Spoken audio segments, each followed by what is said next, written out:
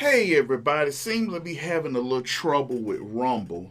I'm having a little trouble with Rumble, so I got to start fixing it. I'm seeing it act real choppy over on Rumble. So let me see. Can I stop it on Rumble? Stopping the stream on Rumble to try to fix it, cause it's messing up. Now, I'm gonna start it again. All right, hopefully that took care of the problem on Rumble. Hopefully that took care of the problem over there at Rumble. All right, how is everybody doing this evening? Hopefully everybody's doing well. All right, Rumble's off the chain. Everyone's off and running. All right. Make sure, and that's right, for those of you who are wondering, Mind of Jamal Live has Martin Luther King picture and Donald Trump with a red background. And then the other one, Mind of Jamal Black Southerner, has the picture of Martin Luther King with the numbers. I'm pretty sure that's going to make some liberals mad. Why are you comparing to Donald Trump to Martin Luther King? You ain't nothing but a coon dog. That's all you is. You ain't nothing but a coon. You know that's what they gonna say. All right, that's pretty good. I can turn you off, and so I can go here. Now, with everything's going well, let me switch this over.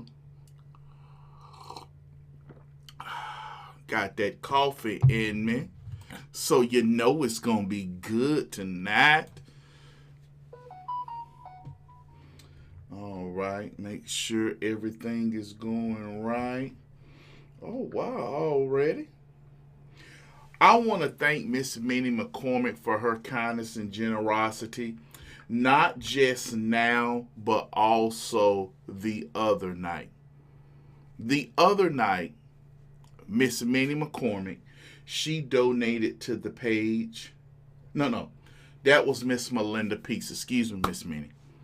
I want to thank Miss Melinda Peace for her kindness and generosity and donation to the page through Cash App. Through PayPal.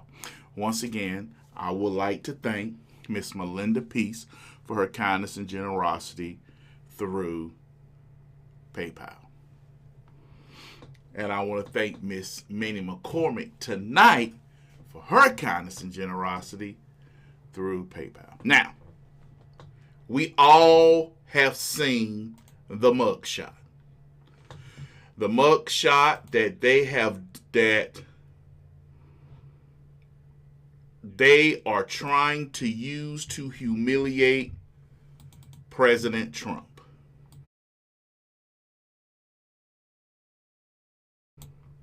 This mugshot right here.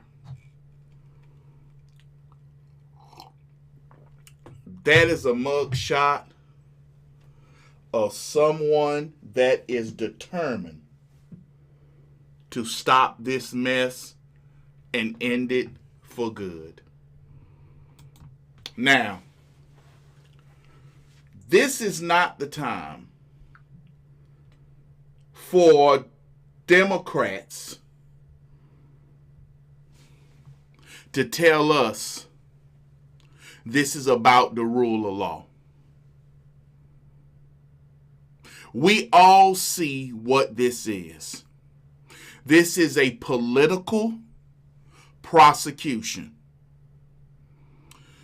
I love President Trump. I am voting for President Trump.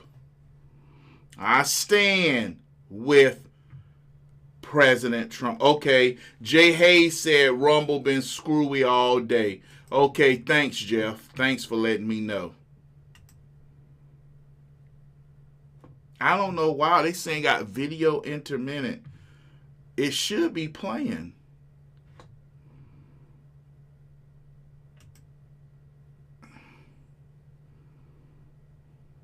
Dan Bongino has been fine with no freezing. Okay.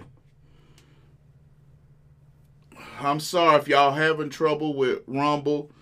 Hopefully it'll straighten itself out. I'm gonna try to turn it back on, turn it back off, see can I get it to play. Because I don't know what is wrong with it. Hold on, everybody. Rumble is having too many problems. Hold on.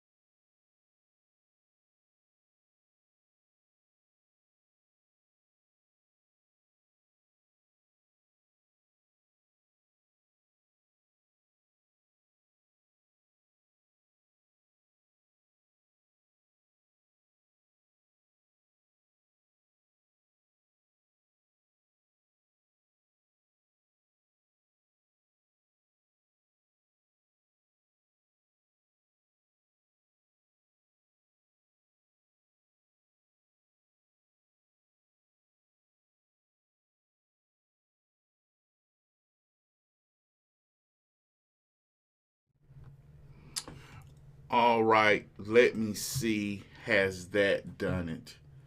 Hopefully, that itself will do it and stop it from messing up. Keep your fingers crossed, y'all. Keep your fingers crossed. It could be why I just can't hold all this stuff. And that's what I've been doing. I've been trying to hold all this stuff. Let me see. Hopefully Rumble's going better. Come on, be going good. All right. We all seen the mugshot. Democrats are going to trying to tell Republicans that this is about choosing the country over one man. We have to choose the country over one man. Where's the Republicans' famous patriotism? Right now, with the Democrats' argument, they are confirming everything we have always said about them. Why are they trying to reach to our patriotism? Shouldn't there already been patriotism? Shouldn't they be able to say, look at us? But they know they can't because they have been more anti-American than anything. And if it's not about one man, then the Democrat Party wouldn't be doing what they're doing. They don't care. And I believe Glenn Beck is finally understanding that now. I'm listening to Glenn Beck and how he sounds. Glenn Beck is now understanding. You can no longer keep saying we got to hold hands out with these people. They hate us. This is direct, blatant what they're doing to Donald Trump. They're locking up lawyers. Lawyers are being locked up. Then you have Blacks for Trump, Harrison Floyd, locked up, no bond, because of what they want to do. They're openly doing this. And I'm going to say this, and some people may not like what I'm about to say. Black folk need to unhitch themselves from the Democrat Party. The black community needs to be more vocal and more outward that what the white liberals, what the liberal Democrat media is putting out does not represent all the black community. Yes, President Trump is getting some support. Yes, people are seeing blacks for Trumps. Somebody had on a shirt, niggas for Trumps. It's everything. But they must actually, we as a community have to do our part and come out, because here's what's going to happen. That pendulum swings both ways. And just like the Native Americans, when they latched onto the British Empire, because that was the big dog, that was what you could count on, when America won the Revolutionary War, everybody always talking about how the white man sat there and threw the Native American off their land. Well, the Native Americans signed a treaty with the British. See, here's what these Native Americans didn't understand. Just because you signed a treaty with one white man, that don't represent all white men. And what the Native Americans did was they cast their lot with the British. Well, once we won the Revolutionary War and America got its independence, we looked at them. They were our enemy. They did raids, they scouted, they helped the British Empire to keep America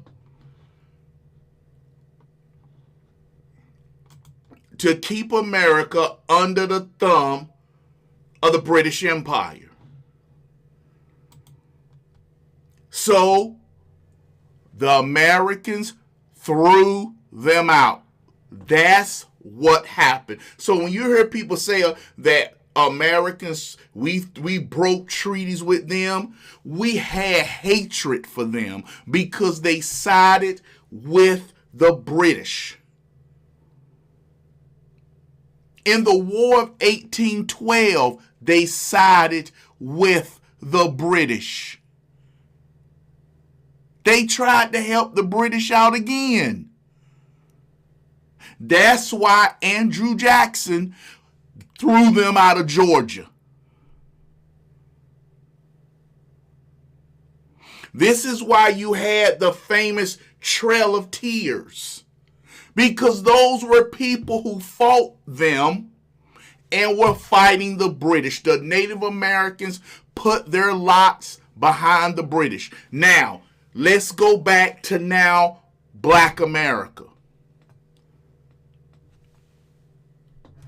Black America is casting their lots with the Democrat Party. Not all. It is enough where people can say, wow, Donald Trump is making inroads with the black community. But people like Joy Reid, Al Sharpton, Roland Martin, all these historical white liberal lapdogs are celebrating, trying to rub it in Trump supporters' face. What they want is Trump supporters to start, hey, y'all feel this way, you're our enemy too. And I don't blame white conservatives to feel that way. There's nothing wrong with that. Black and they love using black women. Black women have allowed themselves to be whored out by the Democrat Party. Let me say that one more time. Black women have allowed themselves to be whored out by the Democrat Party. The Democrat Party is using black women, and especially black women in power, as cheap sluts. Some folk gonna get mad at me tonight. I don't care. But the black women in power are allowing the Democrat Party to treat them as cheap sluts. And what that will cause is people to have resentment for black women. People won't want a black woman in power nowhere, not teaching, not in principals, not superintendents, not police officers. What they're doing is they're creating resentment for black women in power.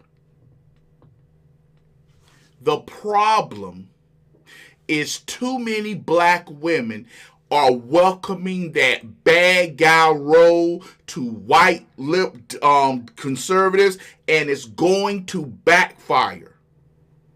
It's going to backfire big time. Because black men, all those black men who've been locked up for stuff they didn't do, are saying, wow, I know how it feels to be locked up. I know how it feels to be accused of a crime I didn't commit.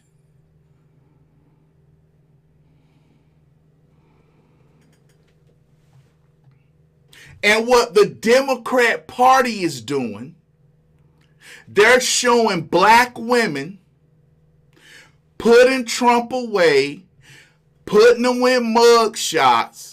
Oh, black sister girl power. The college educated. Yeah. And they're purposefully doing this to create resentment. That is a natural response. Resentment. That's why all the black women that are coming before Congress can't tell you the difference between a man and a woman. They act like they don't know the difference between a penis and a vagina.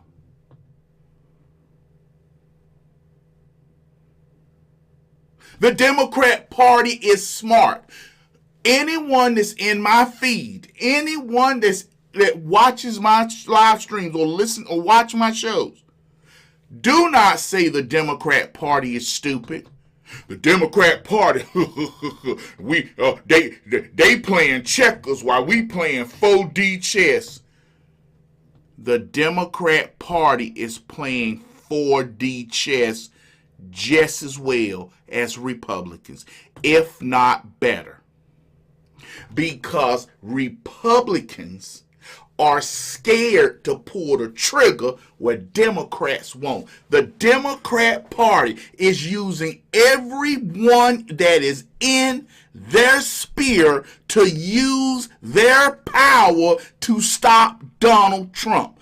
The Democrat Party has put people in positions of power to do this. It's all or nothing. That's how you play the political game. That's how you win. And that's what they're doing. The Democrat Party is all or nothing. That's why they got black women leading the charge.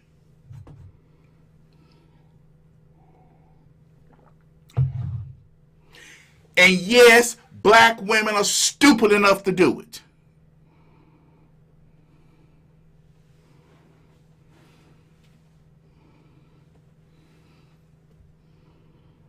You right, Mike Griffin. Trump's mugshot will live on and on and on, just like MLK's.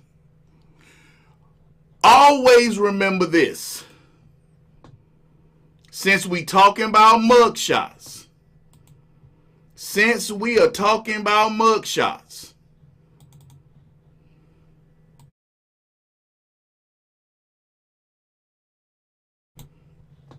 you can always bring this mugshot up. For the rest of eternity, there go Martin Luther King's mugshot. There go Martin Luther King mugshot. No matter where you go, no matter how many years this man has been dead, there is Martin Luther King's mugshot. But you know what? As Martin Luther King fought for folks and fought for rights and fought to save America, there go Donald Trump. So a mugshot can't hurt you if you fighting for the right thing. Matter of fact, a mugshot only proves that they're afraid of you. Donald Trump mugshot, hey, it is what it is. It's there. But the same way MLK mugshot lives on, President Trump's live on as well, which is a good thing. Hello, Miss Hurley McAdams. How you doing over there in Burlington?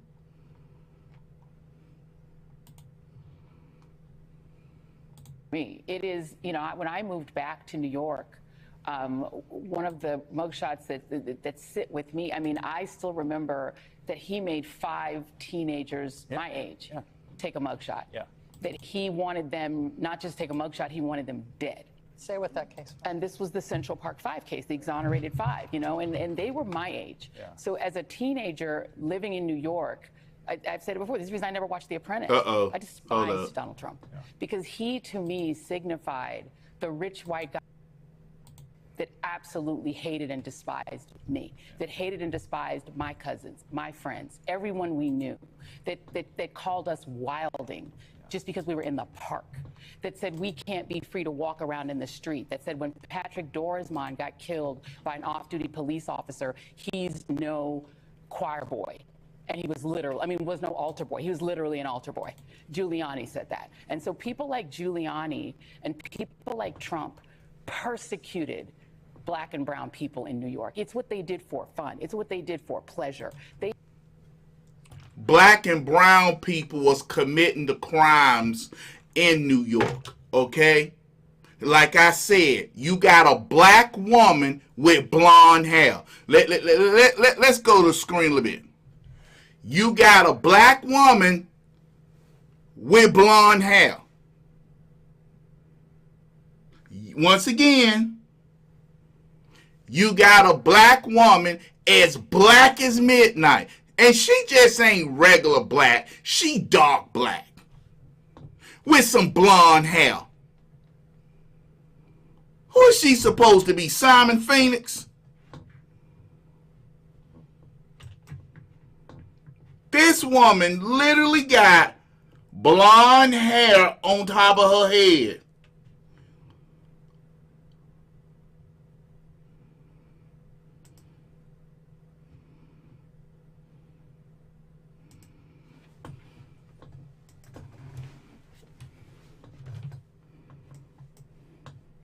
I'm not even going to look. I'm monitoring over there. I ain't even going to put up with somebody with this crap. And listen, I'm going to tell y'all right now, don't come up when I'm doing the show, don't tell me check out videos. Because somebody told me play this video, and you know, right now, I got a copyright strike against me. Jamal, you can play this video. They ain't going to say nothing about copyright. Got a copyright warning against me. So, tried that one time. I won't be listening to nobody else on that one. Jamal, man, you got to play this song. No. Once you get me one time, you ain't going to get me twice. So don't send me no emails talking about some, Jamal, you got to play this video. I told you, if I let you take my page down, I'm a fool. But what people have to understand, the Democrat Party uses people like her. Phone lines are open. It is time for Friday Night Fights. Phone lines are open. Let's see who I got here right now. I'm not even, yeah, I got to. Let me switch to Friday Night Fights. All right. Let me turn the music on. Hold on. Hold on, Shavera Anthony. Hold on, Anthony. Hold on. Hold on, Shavera Anthony. Hold on. All right, Shavera Anthony, what's going on with you tonight? You on with Jamal? Talk to me. How you doing, Jamal? I'm doing good. How you doing tonight? Good, good. I'm calling from Central California, and I just want to tell you, I've already found your channel recently, and you're pretty up on game, and I'm a Trump supporter also, and, I think it's kind of crazy what's going on. And also, I'm Latino, from the Central Valley of California, and, I've been trying to tell people the good things about Trump, and now people are finally seeing what's really happening. And I'm glad even our black brothers out there, seeing what's really going on. In Atlanta, that was kind of awesome seeing them waking up, But you know what?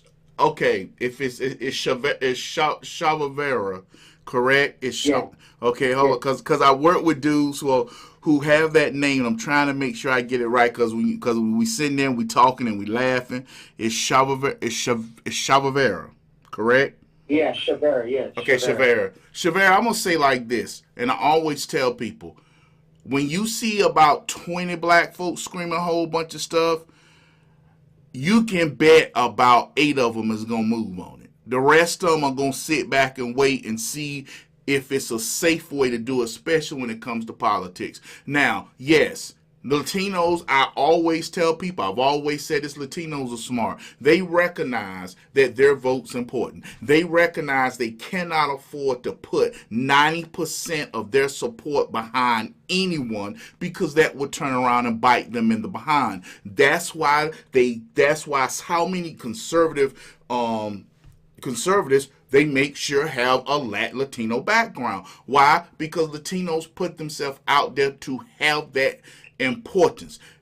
When it comes to the black community, so many times we have failed to keep ourselves and our vote as something to chase. You got these people, black votes matters. Really? Black vote matters. Everybody knows black votes matters. But the thing is, when it comes to the black community, they just want the Democrat Party to treat them more nicer. They really don't want to hear from the Republican Party because they've been trained that the Democrat Party is the way to go. Now, a lot of black men are waking up. A lot of black men are changing and saying, hey, but black women want that crutch. It started in the 70s. Even black nationalists will tell you this started in the 70s. They targeted black women and got them back on a plantation and have produced generational Democrat voters. That's why a lot of black men, if you see who go after black men, Shavera, you will see it is black women who go after black men who stray off the Democrat plantation. Last minute is yours. I'm watching, and I hate to see that, fighting amongst each other when, we all need each other one way or another. That is true. But you got anything else to say? You got another 30. You got a whole 30 seconds. The rest of the conversation is yours. You got a whole 30 seconds, Shavera. All right. One thing too, also is I think it was a good thing that Biden won, even though we didn't want him to win, because we kept trying to tell people our point of views, but they never listened and understood, and they had to see it. You know, you had to go and shop and see the prices raised up, and when you put gas and, you know, all these, you know, inflation, you know? Mm-hmm. And in a way, it's a blessing and a curse, but hopefully we learn from it and just vote for policy instead of the individual. Well, you know. Well, here's my thing, y'all. A lot of people waking up. I forget that she won in Brownsville, Texas. That it was the blue area, Republican won. Yeah. But then Republicans stupidly redistrict, and she lost. See, Republicans need to stop worrying, and I love my Republican Party, but we do backwards, dumb stuff. We will spend our time trying to fix the problems that the Democrats are complaining about, but the Democrats don't dare address the problems Republicans are concerned about. And that's a problem. But thank you for calling in, Shavera, and letting us know from Kami, California. Please don't let this be the last time you call in. No, for sure. Hey, one more thing. Obama brought me in and let me down, and Trump picked up the flag. But anyway, thank you. We're going to hold it down out here. Thank you. Keep doing what you're doing. Thank you, my man. Good night. All right, well, and that's the thing. A lot of people, I just tell people the truth. And how the Latino community votes, how the black community votes, and the Latino community is smart. They are not going to put all their eggs in one basket. They're not going to gamble that way because they recognize what happens if the Democrats fall. Now you got to deal with Republicans. You ain't support them. You ain't do nothing for them. All you did was talk smack and hate them. And Joy Reid is that symptom of black women who believe in this black sister girl, this black fraternity, because they're told by older black women and other black women that somehow that their eyes are always on them, and somehow that they got to be above all. They got to be better than everybody else. Yes, there are exceptional black women who are attorneys, judges, and don't see their race as a crutch. They see their race as their race, but they want their accomplishments, their intelligence, and their mind to be what you see first. Remember, there are 78% of black children born out of wedlock to black mothers. However, that means it is 22% that recognizes the right way. And that 22% really don't get them enough praise. And I'm talking about for myself as well. Those black women who wait until they're married to have children. They deserve, I know people like, well, that's what you're supposed to do. That's true. But a lot of people have forgotten those ways. They enjoyed it. They enjoyed lording over people who had nothing, who had no $1 million lawyers, who couldn't change lawyers at the drop of a hat and get a different hip-hop lawyer the next day when they were tired of one, who couldn't go out and make their case on, Fox or on Newsmax, who had nothing, and who Donald Trump lorded his everything over, and still people who looked like them put him in rap songs. It was an indignity to me that something I loved, a culture I love, would lionize that. And I just want you to hear what she said now. I want you to hear what she said. She mad at rappers for putting Donald Trump in the videos, not for calling black women bees and hoes, not for talking about screwing black women and not taking care of your children. She ain't mad at none of that stuff. She's not mad at none of that stuff at black rappers. She's mad that Rappers put him in the song. Rappers put Donald Trump in the song. And she's mad and feel that, oh, that's black. How can you put him in your music?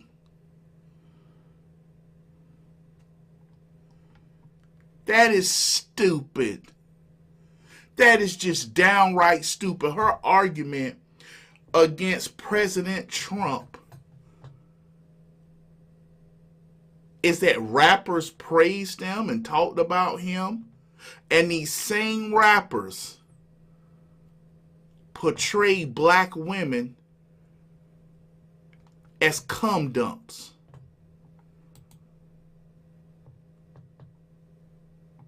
That's just insane. But that's the mentality of a black female who vote Democrat. She ain't worried about the cussing, the shooting, and disrespecting black women. She only worried about putting him in the video. So to me, this is justice. The fact that Manhattan didn't give him a mugshot, I thought was offensive. I thought that the Fed said, we already know what he looks like. He was the president of the United States. Okay, offensive. Everyone else had to take him. This case, and I think Fonnie Willis is a hero. She is a national hero because she, more than any prosecutor in this country, and I respect Jack Smith and I respect all the prosecutors that are doing this, she's the only one who said these wealthy, powerful, privileged men and women are just American citizens. And when why don't she go on and say it? They're white. This is the type of black woman that's going to create backlash toward the black community. That's what she's doing. And you want me to give y'all a little secret? She's hoping for it. She's hoping for pushback against the black community. And I'm not going to come up here and tell you don't. I'm not going to tell you, well, Jamal, don't say that. You supposed to say, don't get mad at all black folk. You know what? I'm not going to say that. I'm not going to say that. This woman is nothing more than a whore for the Democrat Party. That's what she is. She is a whore for the Democrat Party.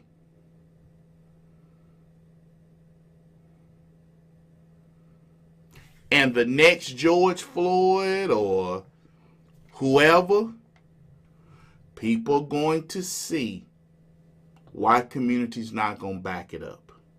And they're tired of it.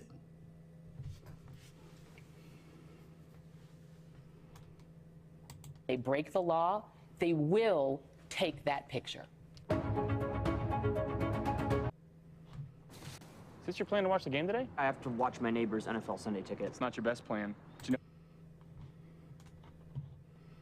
Oh man, I went the wrong way. Ain't no way for me to clock back this out.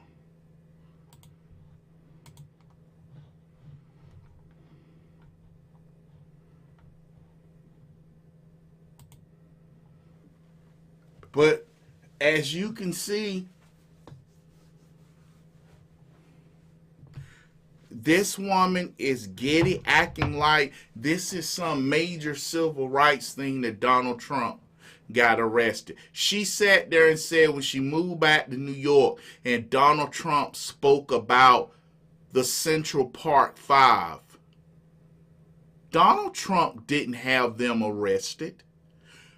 The city of New York had them arrested. Rudy Giuliani wasn't even the prosecutor. Those 5 men from Central Park 5, the police and the witnesses never recounted. They said those were the young men that did it.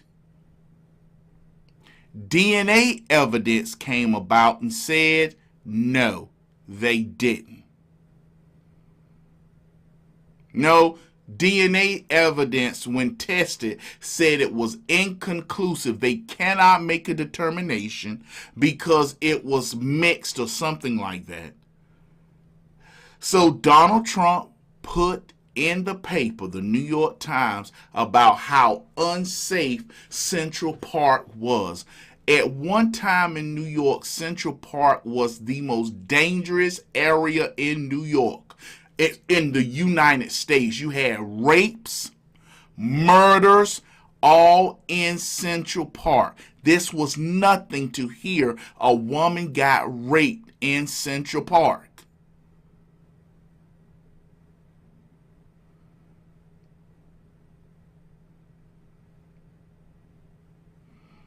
Donald Trump said that they need to bring back the death penalty for what happened for the people who rape and murder and kill. He was 100% right. Joy Reid said they look like her cousin. Well, maybe your cousin shouldn't be in areas or present himself like drug dealers. Everybody young and black don't have to dress like a thug and a hoodlum. My little brother, love him to death. I love my little brother to death. But his attire, when he was wearing to school, he didn't look like normal black kids. Pants halfway is behind, baggy and slouchy. No, he wore comfortable and he wore neat. I used to buy him all type of clothes, but he didn't sag them and bag them. He wore a belt.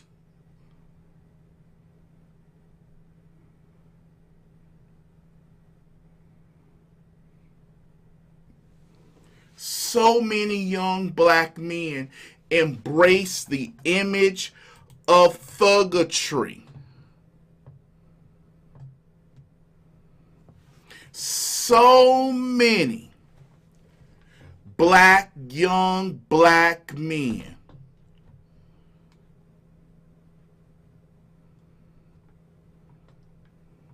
embrace the image of thuggery.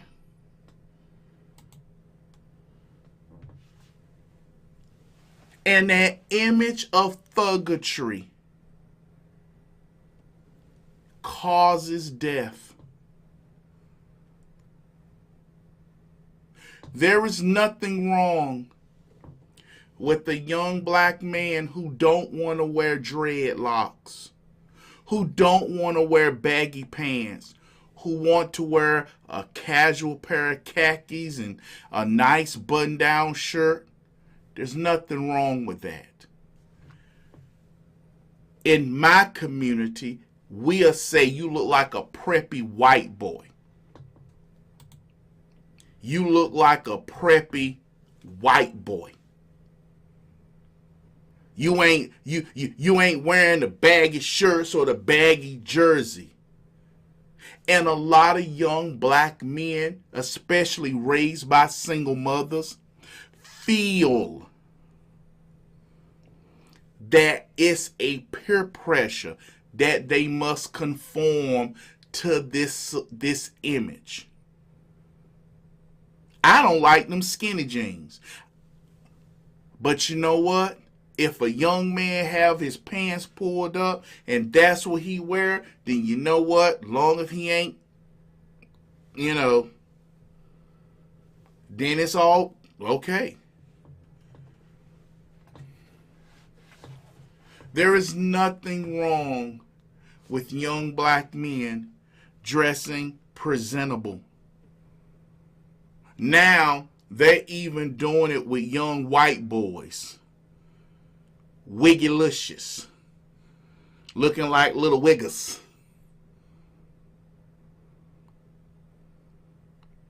But to get back to my point, she hates Donald Trump for speaking out his mind about who was causing problems.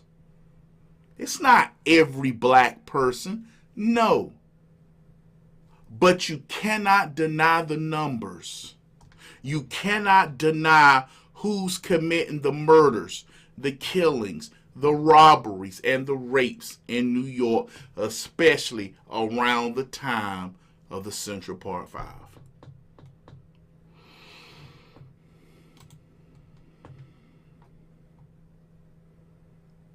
And there is another person that is caught up in this. There is a black man, Harrison Floyd. The FBI came to his residence, jumped all up in his face, and he pushed them back. He got arrested and charged. He is out on pre-trial supervision.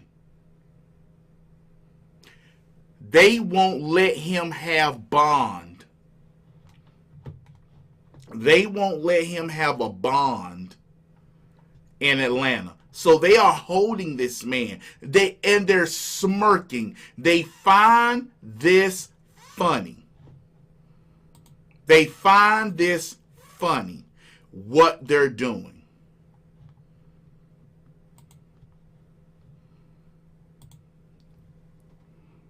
And it's wrong.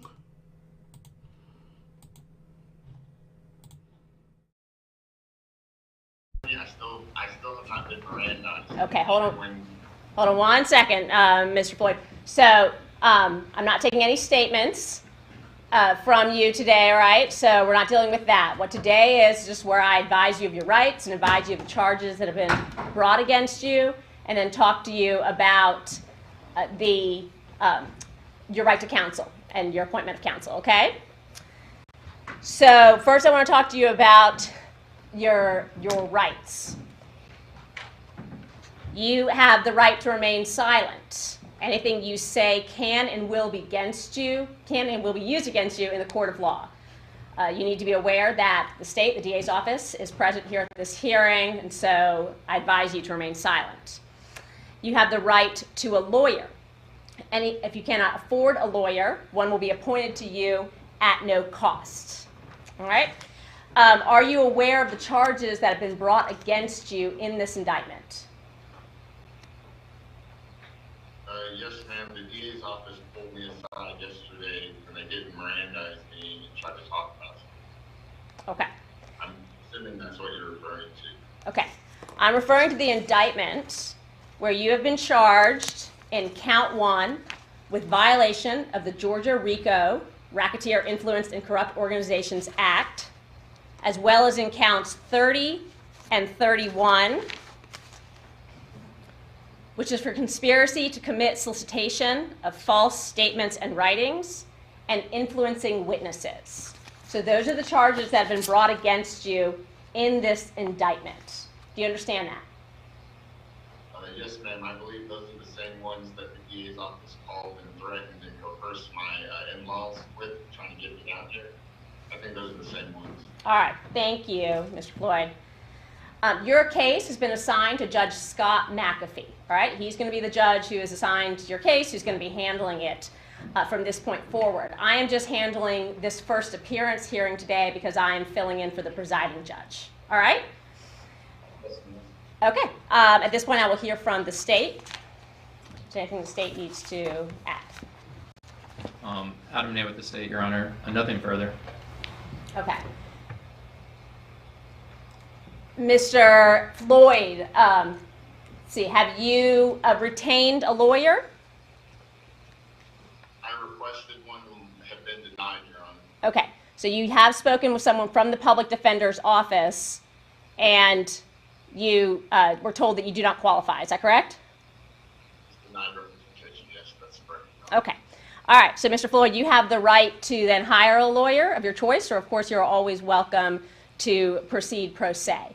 But because you do not qualify for a public defender, you have the right to retain a lawyer of your choice. Okay? I've spoken with several different attorneys before flying out here. The cost is typically between $40,000 to $100,000.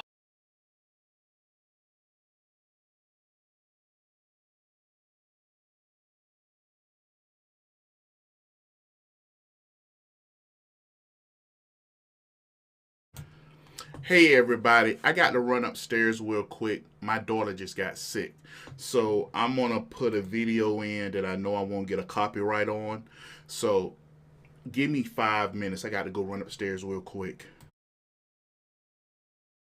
GOP may consider launching an impeachment inquiry into President Biden as early as next month, saying it all depends on whether or not the Biden family is willing to cooperate with the investigation. Newsmax congressional correspondent Kilmany Ducart is on Capitol Hill with the latest for us. Kilmany? A number of House Republicans have publicly indicated they do not want to delay on this when they return from recess in September. That includes members on the House Oversight Committee who believe that they already have enough evidence to begin these proceedings. That includes Florida Congressman Byron Donalds. He says Vice President Biden used his power to influence Ukrainian policy. That's a public corruption pay-to-play scandal and is illegal. We'll see several impeachment inquiry hearings, and if evidence continues to speak for itself in impeachment, we're doing this the right way, unlike Pelosi. Republicans want Biden family members to voluntarily turn over bank records and credit card statements to House committees, but have not specified who they're seeking cooperation from. House Speaker Kevin McCarthy has indicated a failure to do so would trigger an inquiry. Oversight Democrats have already rejected that idea, saying, why are Republicans threatening an impeachment inquiry over documents they never requested? Because they've gotten all the documents they requested, but their wild goose chase has yielded no evidence of wrongdoing by President Biden. To be clear, an impeachment inquiry would be very different from a vote to impeach President Biden. It would give Republicans greater investigative power. But if an inquiry does not lead to a vote on impeachment, Republican Congresswoman Lauren Boebert is threatening to force a vote on the House floor, a move that some moderates feel is too premature, given the fact that it would need 2/3 of a majority of the Senate to convict. You see this black box right here? Well, I'm going to show you something right now. Some people are concerned that they might have to go for a long period of time without power or electricity. That's why 4Patriots is blowing up with tons of requests for our biggest, most valuable survival tool ever, the Patriot Power Generator. And I should mention that when you get one of these personal power plants, you also get a free solar panel to charge it. 3 days worth of survival food, free shipping, and a bunch of other free gifts that I'll list out in a little bit. By the way, this generator can power your fridge if you wanted to. It can also power your CPAP machines, heaters, coolers, laptops, TVs, anything else that you'd like to plug in to one of the 8 powerful outlets on the Patriot Power Generator. We're doing everything we can to make sure you get as much power as possible with everything going on right now. That's why now, for a limited time, and I cannot stress this enough, while supplies last, you can get a silent, fumeless generator. Again, this generator needs absolutely no fuel or gas to run it. And it can run safely anywhere, even in your bedroom. Forget about shipping costs, it's on the house. Free shipping on your Patriot Power Generator with tons of cool bonuses. I'm gonna toss in 4 of our most popular guides for free that you'll have instant access on your device the minute you place your order. So you can read them today, in fact. This blackout survival library will give you the knowledge you need to get the most out of your electricity and will help you be better prepared in case of a long-term blackout. Here's every single free bonus you'll get with a 4Patriots Power Generator. You get a Halo XT solar flashlight, a Patriot Power Cell backup battery, a Sun Kettle solar cooker, a pack of rechargeable AA batteries, a 72-hour survival food kit, and the solar lantern. Again, all of these bonuses are free. You don't have to do anything for them. They just come with your Patriot Power Generator. But right now, you have to click the link if you want to get yours before supplies run out for who knows how long. Take the initiative and get yourself prepared right now while we still have our Patriot Power Generator in stock, so you can be a survivor, not a statistic.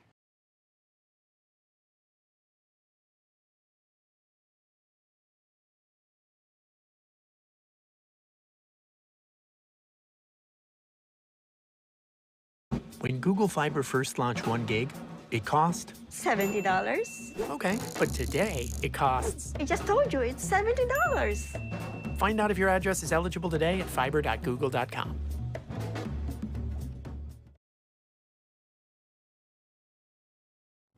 Kilmany, thank you for that report. For more on this, let's bring in former Georgia Congressman and Clinton impeachment manager, Bob Barr. Congressman, it's great to have you with us tonight. A real pleasure, and I really enjoyed it. Sorry about that, y'all. Just had to run up there. She made it to the bathroom. I don't know whether it was cold or backup flame or what it was, but she started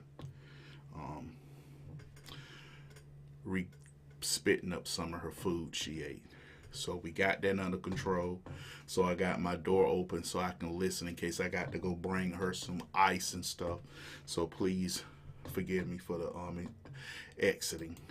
Just to retain a lawyer for these charges, and then they charge hourly that I cannot afford. I'm not going to put my family in that kind Can of y'all? thing, Okay. especially with my daughter. I cannot afford an attorney for something like this. Okay. Well, Scott McAfee, Judge McAfee will go through the process. If you choose to represent yourself and to not retain a lawyer, he will go through that process and those questions with you. I just want to advise you of your right at this point, that if you wish to hire a lawyer, you have the right to do so. Okay? Okay. All right. Pretrial services. Can you give me any information about Mr. Floyd's criminal history? Yes, ma'am. I have one prior. It was from May 15th, 2023. It's a Maryland FBI. It was simple assault on a federal officer. And it was given bail supervision for 5 years on charge of simple assault misdemeanor. Nothing further. That's still an open case, Your Honor. It's not, I do not have a criminal record.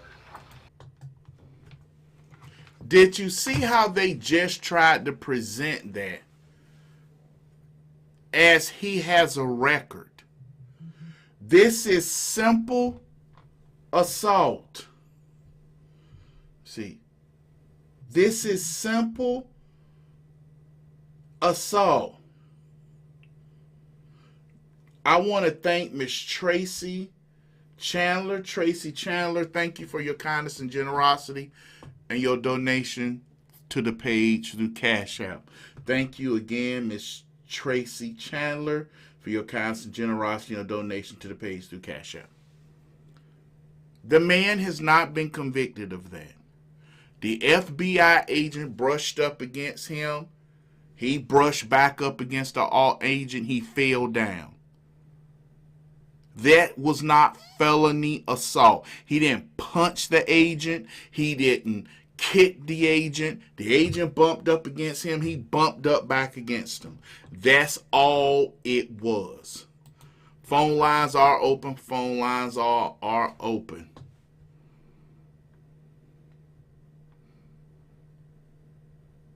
It wasn't an assault. He didn't try to hurt him.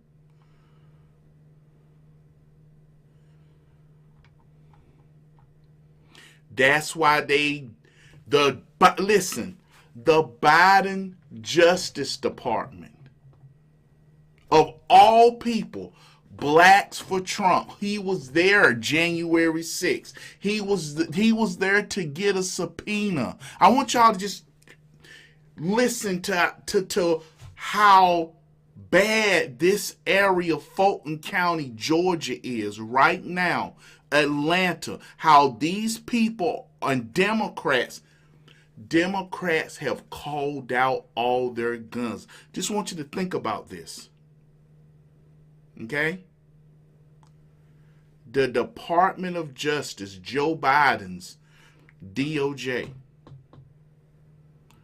man knocked the FBI agent down because they bumped into each other.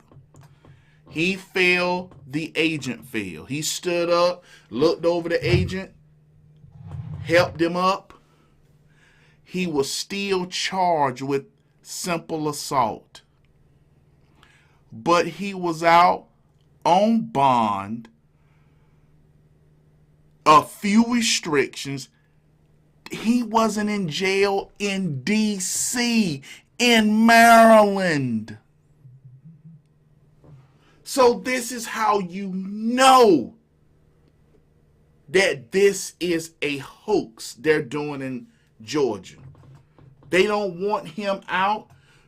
What this is a classic intimidation tactic to make those people turn on President Trump.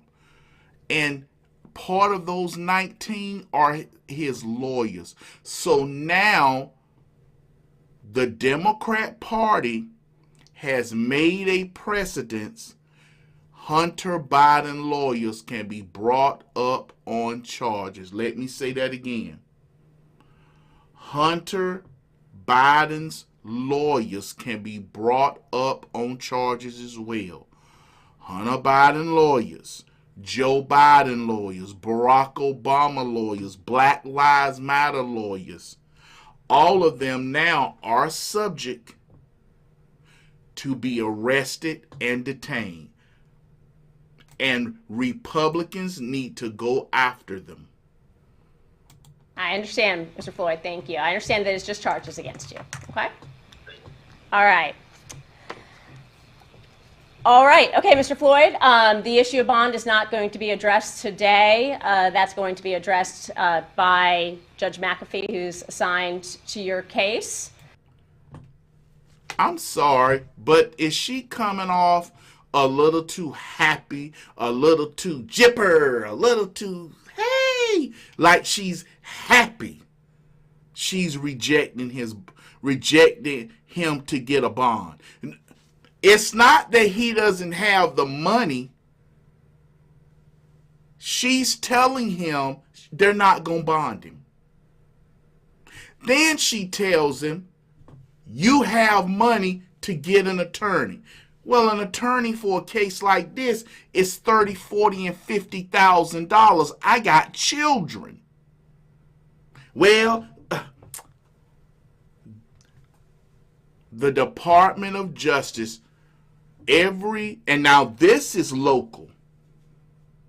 So if you Black Lives Matter rioting, you get a court-appointed attorney. But if you're a Trump supporter, well, don't Donald Trump give you some money? Don't Donald Trump give you some money? You should be able to afford you a good lawyer. I mean, this is just but to what the we're extent dealing with. That you're here in front of a judge, I do find that based on the open charge against you, there are grounds for bond to be denied at this point. So I'm going to go ahead and find that you are a risk to commit additional felonies and a potential risk to flee the jurisdiction. So I'm going to deny bond, but a full consideration of bond will be addressed by Judge McAfee as your case moves forward. Do you understand? Say something, Your Honor. So the charges brought against me by the federal government were first presented to the state by the FBI. The state decided to not prosecute. On the day they decided not to prosecute, the U.S. attorney in the state of Maryland notified my attorney that they would take up the charges. This charge is a simple misdemeanor, ma'am. I got on a plane. I voluntarily came here. I am already on federal pretrial supervision. I've had no issues with being on pretrial supervision. There's no way that I'm a flight risk, ma'am. I showed up before the president was here. Okay. I understand, Mr. Floyd.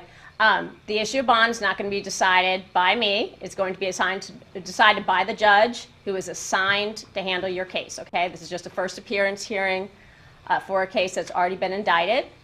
So I was just letting you know that we're not going to have a bond hearing today, but. Look how she's smiling. This woman is just smiling. She's happy.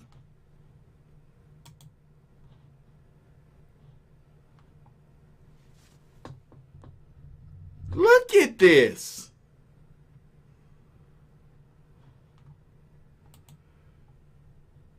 He literally told her, I'm charged with misdemeanors. I came to you. I turned myself in. How in the heck am I a flight risk? Listen.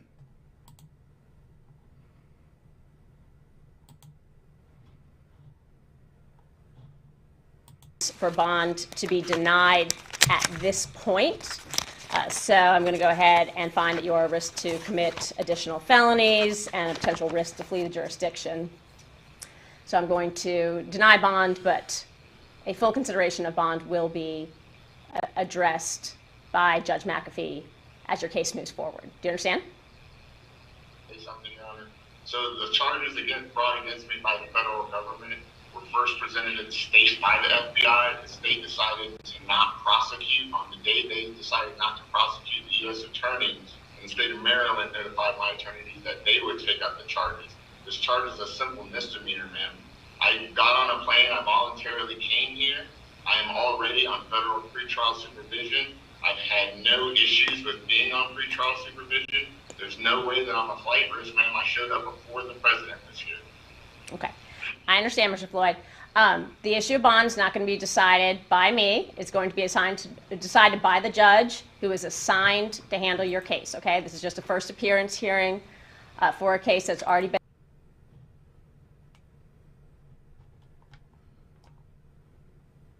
This is just evil. These people are really showing their hand. They are really showing their hands. Hello, Keon. How are you doing? I'm doing all right. How you doing? I'm doing better. Well, I'll tell you one thing. Shoot, to be honest with you, Jamal, is like you say, America done. The only thing we can do is fight back. But I'm staying on the topic tonight because if it was for my family in Georgia, that living in that area, well, they live on the outskirts, but I got family in around the Atlanta area. Mm-hmm. It wasn't for me. If it wasn't for them, Jamal, I would say, I'm trying to be polite here. Forget Atlanta. Forget Atlanta. Yeah, I understand. That area from the county is a dump. That's California right there. Yeah. To be honest with you, Ma, I decided to pull out of the. I remember spending all my summer up there in Atlanta. You know, going up there visiting my family and everything like that when I was in school. And I call it my second home. I pulled a card, you know, and like I take that card back, you know, because one, they're not to me, you're not a southern city, and you're a California. You lost that privilege of being a Southern American, you know, a southern city is a Southern American. And Kemp, I'm very shocked at him. I'm very shocked. Hey, he doesn't care. Exactly. It's like, dude, is you a Southern boy or what? You know? He's a new Southern boy. People, we don't play. He's a new Southern boys. Man buns and always apologizing for the past. That's it. He the new Southern. Is that listen? Being from South Carolina, we don't apologize. We got this thing going in South Carolina. I don't know if y'all do it up in North Carolina, but we tell people around here, hey, we got our mean is we folks don't move. And if you like South Carolina, get the heck out. Yes. Don't let the good Lord. How do they say? Don't let the good Lord. Don't let the doorknob split you where the good Lord split you. Don't let the doorknob hit you where the good Lord split you. But one thing I'm gonna say before I go. Did you see the memes going around about on social media? No, about who? Which ones am I missing? Okay, about Trump, you know, because the approval rating went up, and because it exploded on Twitter, but they got the shirt and they got the memes going out and everything like that. It's funny, you know. Oh, but wow. Yeah, but the thing is, and last not least, I heard on the radio, and when I was news radio, that woman, she's not really from Atlanta. She's from California, and but a lot of people, she from the. I heard she. She is from Atlanta because somebody gonna be up here who know her whole family. She grew up in Atlanta. She was one of them twerkers. Oh, and then because matter of fact, I think they if I'm correct, they say they get ready to impeach her. I don't know how true that is now. Well, maybe I hear maybe they're starting to do it. Some Republicans in the Georgia State Senate and House are demanding it, but Kemp isn't calling for a special section. Brian Kemp right now is like he one of those Republicans who want to get rid of President Trump. He wants to talk about what President Trump did. Because, see, here's the thing what I don't understand. And Keon, and just let me say this. Yeah. You got so many of these Republicans running on how good 26 from 2017, tax cuts, low unemployment, fiscal, all this stuff, but not talking about the man that delivered on it. That was Donald Trump. And when Nikki Haley talked about, he put the most debt, that was because of COVID. But she was all governor. Yeah, South Carolina people are not feeling that. even with Tim Scott, we like him, but I'm sorry, we not feeling that. Well, I want to thank you for calling in, Keon. Alrighty, thank you. All right. What's going on, David? What's going on with you? Hey, good evening, Jamal. How you doing? I'm doing good, David. Talk to me. All right. Well, you just showed a little while ago that video with the court thing going on and all that. And, I don't see how they think that anybody has any faith in the FBI or any these three-letter so-called law enforcement agencies when they've been proving out for years now that they're nothing but the jackbooted thugs for the Bidens and the Democrats. I mean, come on. Yes. And they still think they can get away with it.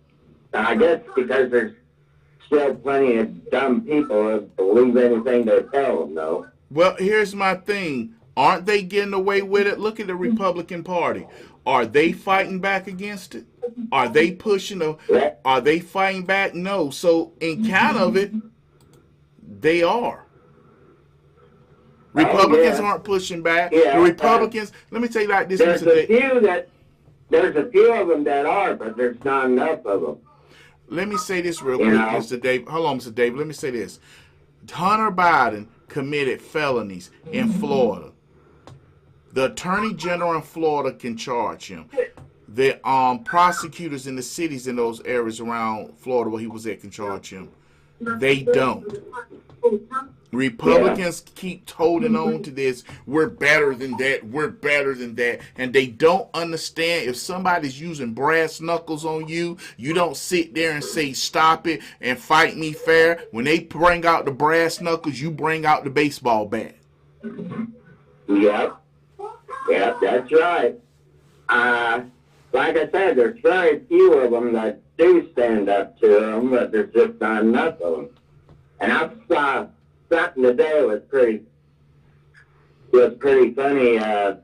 They had when Trump went for his last indictment, and he was coming back, and they went through this black neighborhood, and everybody there was yelling, "Free Trump, free Trump." I'm gonna play that video later on. Okay. Yep, I got that coming up. All right, well, thank you, Mr. David. Thank you for calling in. Bye-bye. All right, now. All right, we got Jose Marquez. What's going on, Jose? Jose, what's going on with you? Pretty good, pretty good. It's been a while since I've called in. I started calling tonight just to say hi, to you and everybody, see how everything's going. And first things first, what's going on with Trump is a bunch of, and I'll kindly say BS instead of the actual words, but it's so stupid, all politically driven because they fear Trump. Trump woke us up, of course, along with Christ, big time, to see what's really going on in the world. And they're, just like you said, Jamal, they fear him. So they're trying anything to stop him from winning. And let me say this real quick, Jose.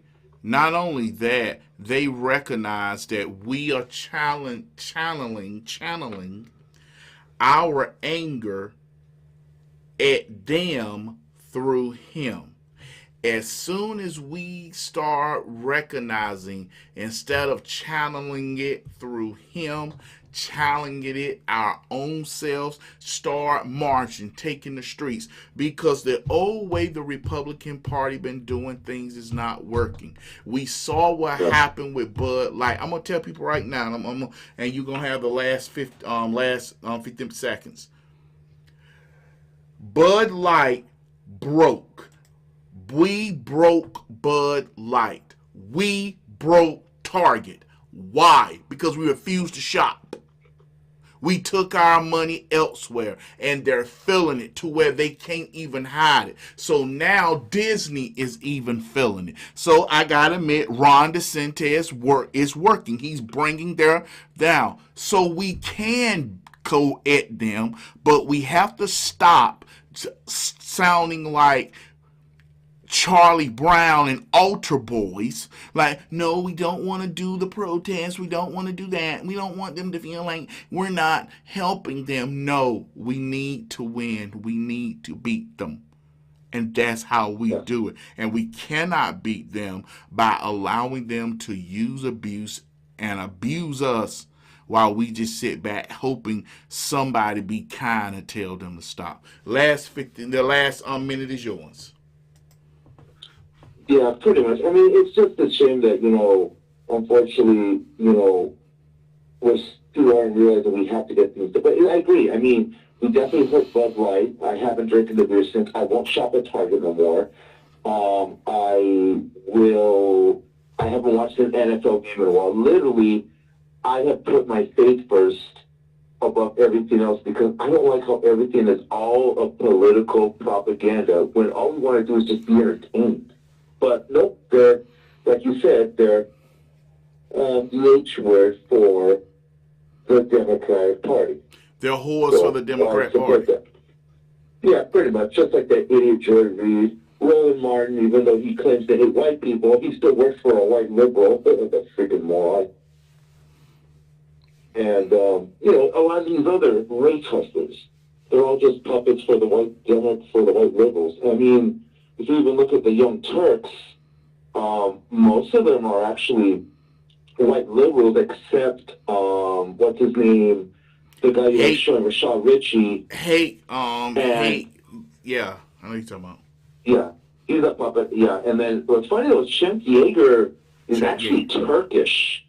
Not really, I would call white. He basically is the one I know that runs that whole network, and everybody just works under him. But I mean, if you look at it, they're all a bunch of idiotic progressive morons, including that idiot from their sports show. God, I've never seen a guy look like an Andy Pick reject. They're a joke. Well, thank you for calling in, Jose. No problem. Please don't. Hey, let me ask you this, Jose, real quick. Are you going to start back, since they said most of that stuff is out of football? Because some people are asking me, are you going to start back watching the NFL, or you been out so long you like it ain't worth it? I have really lost interest. I mean, every year it just got worse and worse. And I'll tell you this. I was talking to a friend of mine about this a while back when I went hiking with her.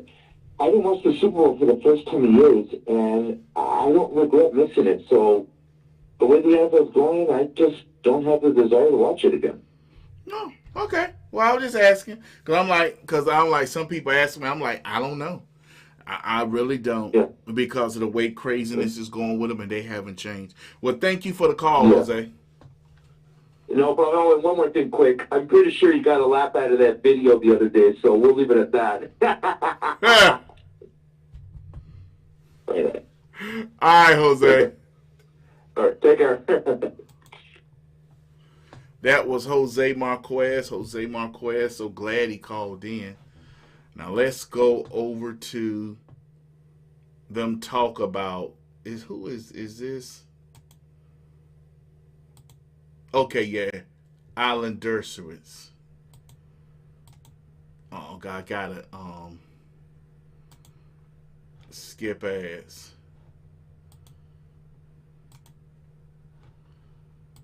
Alan Dershowitz, and it's great to see you, sir. Of course, you're the author of the book Get Trump. Joining me now is Harvard Law Professor Emeritus Alan Dershowitz, and it's great to see you, sir. Of course, you're the author of the book Get Trump, The Threat to Civil Liberties, Due Process, and Our Constitutional Rule of Law. Your initial reaction to the charges against President Trump, and also this issue of a mugshot. I mean, he put it out there on social media. He's obviously fighting back, Alan. He should. In my book, Get Trump, I predicted all 4 of these indictments. The strategy is to get a quick trial, get him convicted in jurisdictions that are overwhelmingly anti-Trump, and then not worry about it being reversed on appeal, because the reversals on appeal will occur after the election.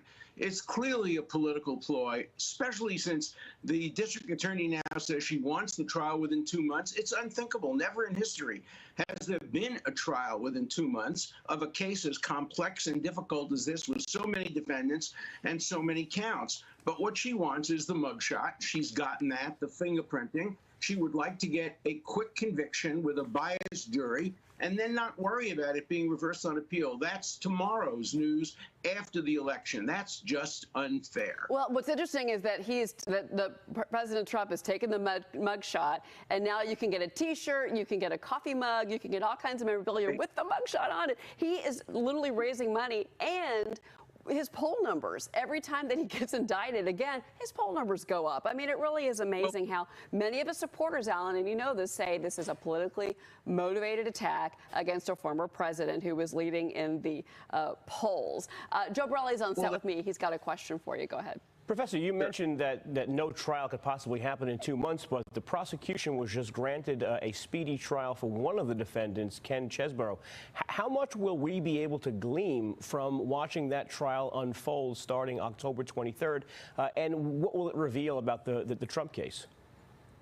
Well, it will reveal the theory of the case. I don't believe the case will be able to get to trial that quickly. I think what's happening is the defendants are trying to get a severance and trying to call the bluff of the prosecution, because what's going to happen if that trial occurs early, every other defendant will seek a trial on a different date. Remember, there are 19 defendants, which means probably 60 or so lawyers. You have to get the trial schedules of all the lawyers set.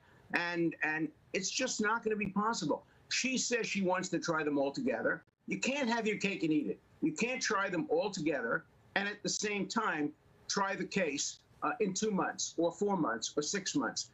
This trial will be broken up into numerous sub-trials, and that will be a tremendous advantage to the defense. Now, the first motion that's going to be decided is whether or not this case can be tried in state court against people who were employees of the federal government, including Donald Trump, including Mark Meadows. They are moving on Monday, or at least Meadows is on Monday, to have the trial transferred to federal court. That will get a completely new schedule. As far as the mug shot, you know, the mug, we have mugs now with mug shots. I predicted that, and I predicted people should invest in T-shirt companies, because this is going to be the most widely T-shirted mug shot in history. It was utterly unnecessary to do a mugshot. The purpose of a mugshot is to make sure the person doesn't escape anonymously.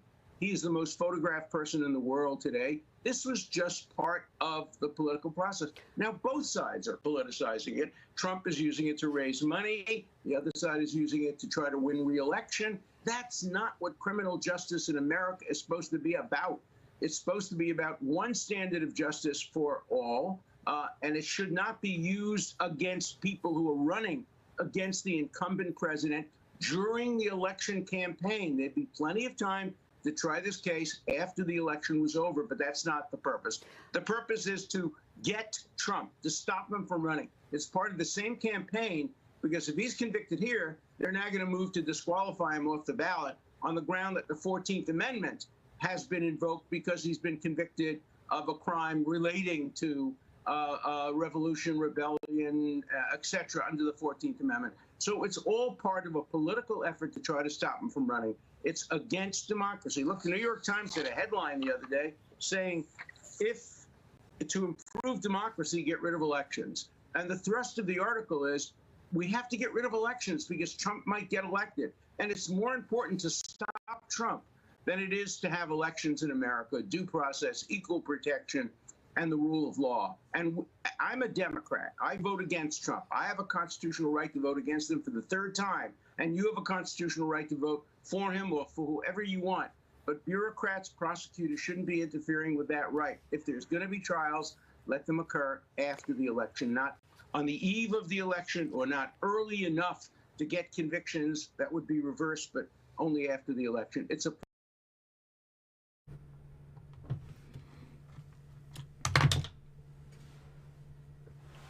Alan Dershowitz is right. They could have brought these charges January 2022. She could have did this back March of 2022. She didn't want to. This is all about getting one man.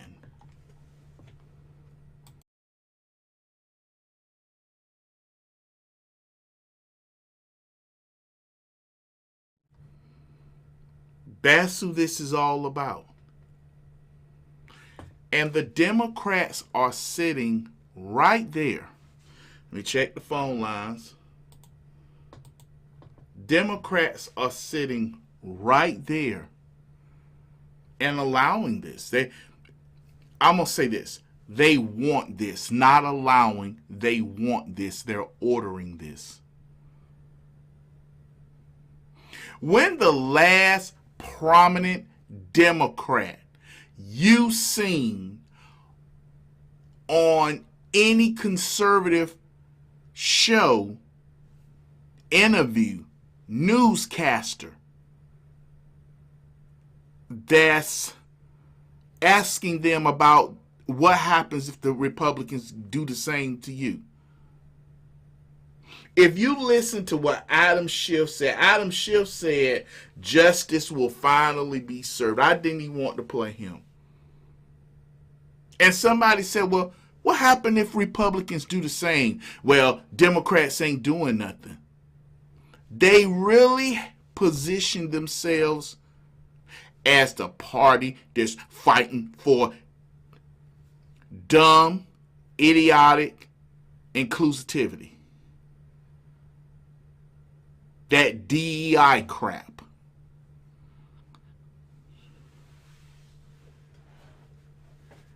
The dumbest, embarrassing idiot. DEI. Are you taking DEI classes? Yeah, that means you're the dumbest, embarrassing idiot.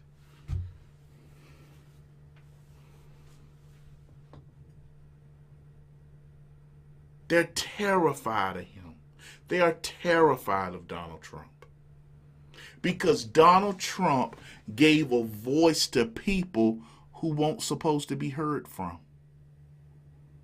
For years, even the Republicans and didn't want to hear the Republican base.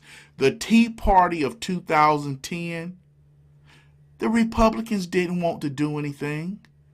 That's why they let it go as far as they did. Why didn't they impeach Barack Obama? When it was found that Lois Lerner used the FBI to go out the conservatives, there should have been immediate impeachment inquiries into Barack Obama. But it wasn't. You want to know why, in some ways, I won't shop when they came after Donald Trump?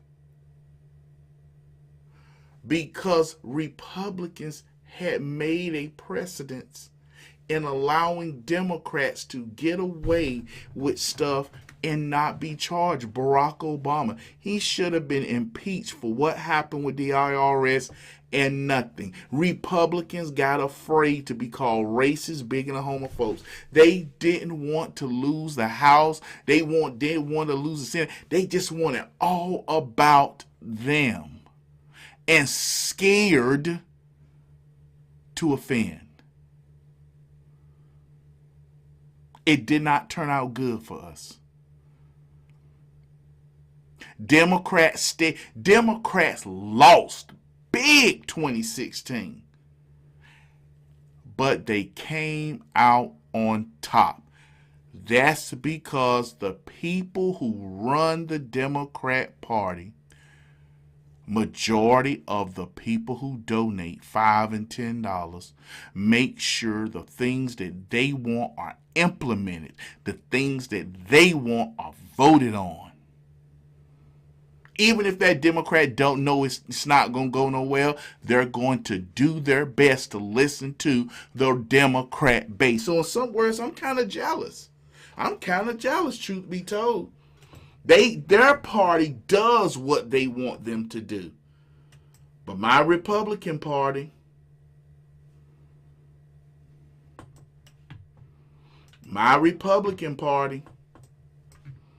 nope, they can't do that. They got to show the Democrats that they're better than them, because that's what makes them feel good. That actually makes them feel good, that they can go sit amongst parties and tell people they don't do stuff like that. They're the Republican Party, and being a Republican, we don't do those type of things. That's what they want to say and do. It makes them feel self-righteous, important.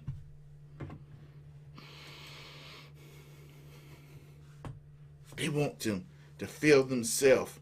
Yes, I saw what the Democrats was doing, and we as Republicans refuse to participate, but you losing.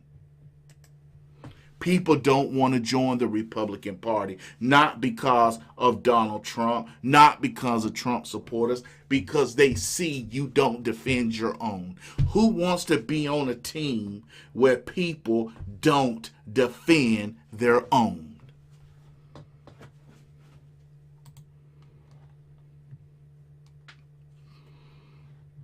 So yes, we can hate the Democrat Party and the stuff they pull, but that's called organized.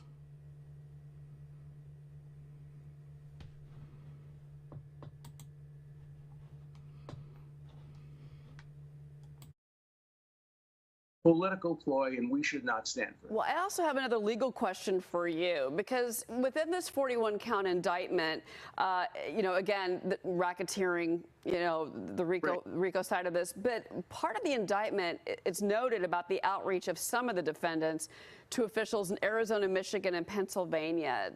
Shouldn't this be a federal trial? It seems to me that these types of charges should be on a federal level, not necessarily by a Georgia DA.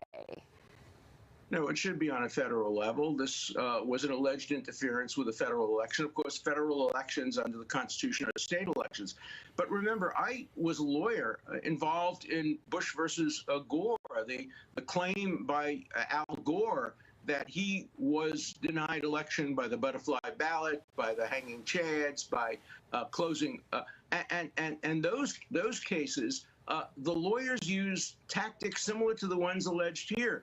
They wanted to have alternate electors. They lobbied state officials. They called for selective recounts. I can just imagine a RICO charge being brought against the lawyers who were involved on behalf of Al Gore, but that didn't happen.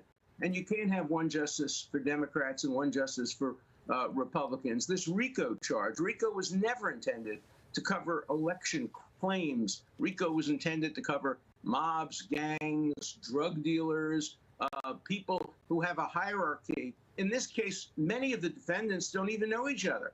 How could they be conspirators? How could they be part of the same RICO? They were strangers to each other. They all had a common goal to try to, what they believe was straighten out an election problem. I don't believe that. I think the election was fair, but it's not my state of mind that counts. It's the state of mind of each of the defendants, and the prosecution is going to have to prove beyond reasonable doubt that every one of them, particularly Donald Trump, actually knew he had lost the election and was lying to the public about it. So far, I've seen only one lie in this case, and that is by the prosecutor, who says she wants to bring the case to trial. First, she said within 6 months. Then she said within 2 months. She knows that can't happen. She knows that you can't bring 19 defendants to trial within 2 months or 6 months. She is lying to the American people, to the people of Georgia, and to the court. And that's exactly what she's charging the defendants in this case with doing. So she got to look in the mirror herself and ask herself, why is she deceiving her constituents and the court by claiming that she could bring 19 people to trial within such a short period of time? A fair trial. Otherwise, it becomes a rush to injustice. And I want to add some new information here. Fox News is reporting that 5 more co-defendants in this case have turned themselves in at Fulton County Jail overnight. 4 of them released. 1 still remains there. I wanted to get that out to our viewers. Before you run, though, you mentioned the DA. I want to ask you about this. House Judiciary is launching a probe into her, into Fani Willis. They're looking into her motivations for prosecuting Trump. And in the letter, here's what Jim Jordan wrote. It is noteworthy that just 4 days before the indictment, you launched a new campaign fundraising website that highlighted your investigations into President Trump. Real quick comment on that, Ellen. Checks and balances permit Congress to look into the motivations of state prosecutors. That's why we have a system of checks and balances. No one branch of government, particularly not a local state DA, should determine the outcome of an election. So let's hope that the congressional inquiry is fair and nonpartisan, but checks and balances does permit Congress to look into these matters. Listen.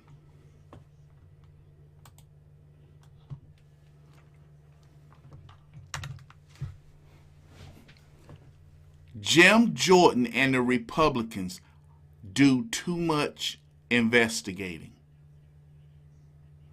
Let me say that one more time.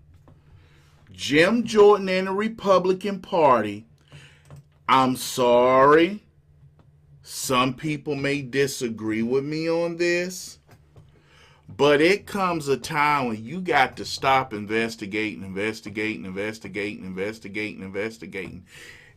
What more do you need to know? What more do you need to know about what is being said, what is being done? It's a point now where, really?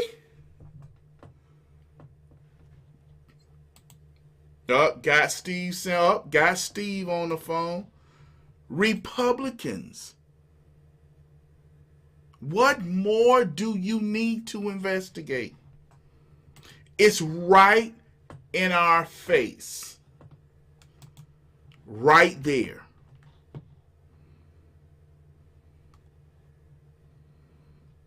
What more do you need to investigate? It's not obvious. And Republicans, hold up, let me get Steve Smith first. Let me get Steve Simpson first. Let me get him first, because I want to show you how Republicans keep begging,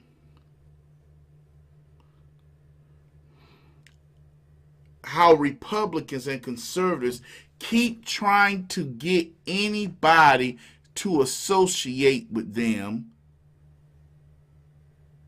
The liberals attack a song, Republicans support it, and the man who made the song that Republicans were defending him on. Conservatives came to the back. Conservatives started promoting this song, telling everybody it's a good song and it's so great.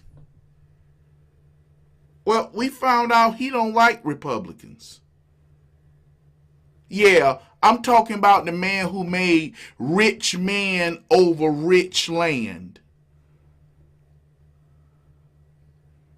Everybody under the sound of my voice, and Steve, please hold on, Steve Simpson, please hold on through this segment. Everybody who started listening to that guy who did that song, Rich Men Over Rich Land, and said, Jamal, oh man, you got to really hear him, Jamal. He's such a good guy. Jamal, his song is so great. Jamal, he has a great, great, great song, Jamal. He's the guy.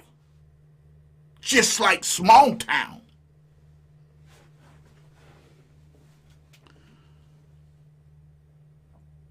People, Republicans, stop trying to get somebody to fit in with the communities that you know reject you.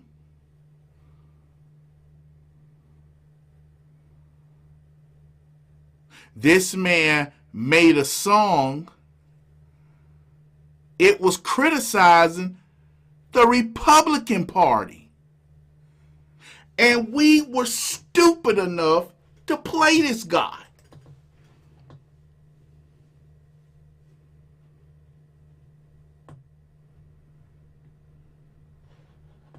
How many of y'all heard that?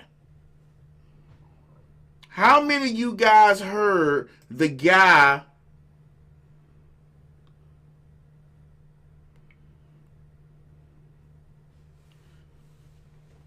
How many of you heard the guy who made that song really made it toward Republicans? See, Republicans, we got to stop running to everybody because we think they're taking up our cause and saying the things we want to say because it sounds good, because you forgot liberals still think unions were great. People still think unions brought in the 40-hour work week.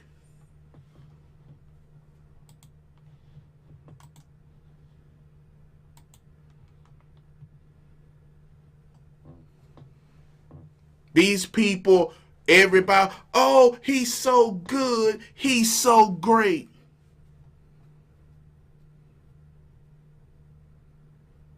This man embarrassed the Republican Party. Right now, the Republicans look like idiots because of this man right here.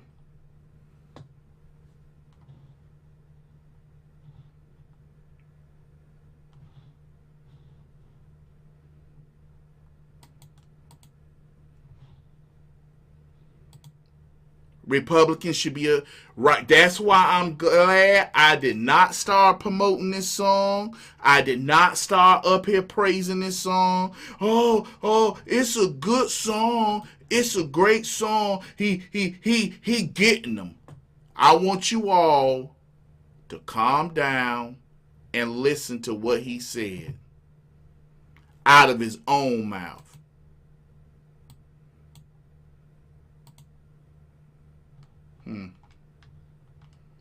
See, can I get it? Listen to that. That cracks me up. The one thing that has bothered me is seeing people wrap politics up into this. I'm disappointed to see, like, it's aggravating seeing people on conservative news try to identify with me like I'm one of them. It's aggravating seeing certain musicians and politicians act like we're buddies and act like we're fighting the same struggle here, like that we're trying to present the same message. I've had a lot of people reach out to me, and I've tried to be polite to everybody, and I've talked to hundreds of people the last 2 weeks. It seems like certain people want to just ride the attention of this song to maybe make them their own selves relevant, and that's aggravating as hell. The other thing that I find aggravating is, well, you know, like, it was funny seeing my song in the presidential debate, because it's like, I wrote that song about those people, you know? So for them to have to sit there and listen to that, that cracks me up. But it was funny kind of seeing the response to it. Like, that song has nothing to do with Joe Biden, you know? It's a lot bigger than Joe Biden. That song is written about the people on that stage, and a lot more too, not just them, but definitely them. The one thing that has bothered me is seeing people wrap politics up into this. I'm disappointed to see, like, it's aggravating seeing people on conservative news try to identify with me like I'm one of them. It's aggravating seeing certain musicians and politicians act like we're buddies and act like we're fighting the same struggle here, like that we're trying to present the same message. I've had a lot of people reach out to me, and I've tried to be polite to everybody, and I've talked to hundreds of people the last 2 weeks. But it seems like certain people want to just ride the attention of this song to maybe make them their own selves relevant, and that's aggravating as hell. The other thing that I find aggravating is, well, you know, like, it was funny seeing my song in the presidential debate, because it's like, I wrote that song about those people, you know? So for them to have to sit there and listen to that, that cracks me up. But it was funny kind of seeing the response to it. Like, that song has nothing to do with Joe Biden, you know? It's a lot bigger than Joe Biden. That song is written about the people on that stage, and a lot more too, not just them, but definitely them.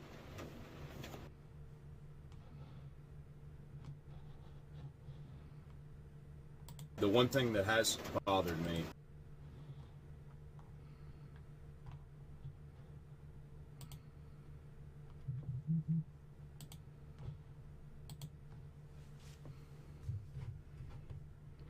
What's going on, Steve?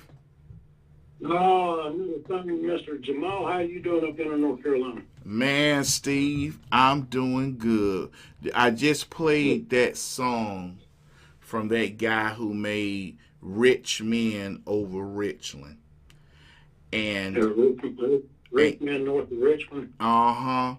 And you know what he came out and said today about the song? You didn't hear what he said? No, I didn't. I was standing outside because I didn't want to interfere with the computers and stuff in the house.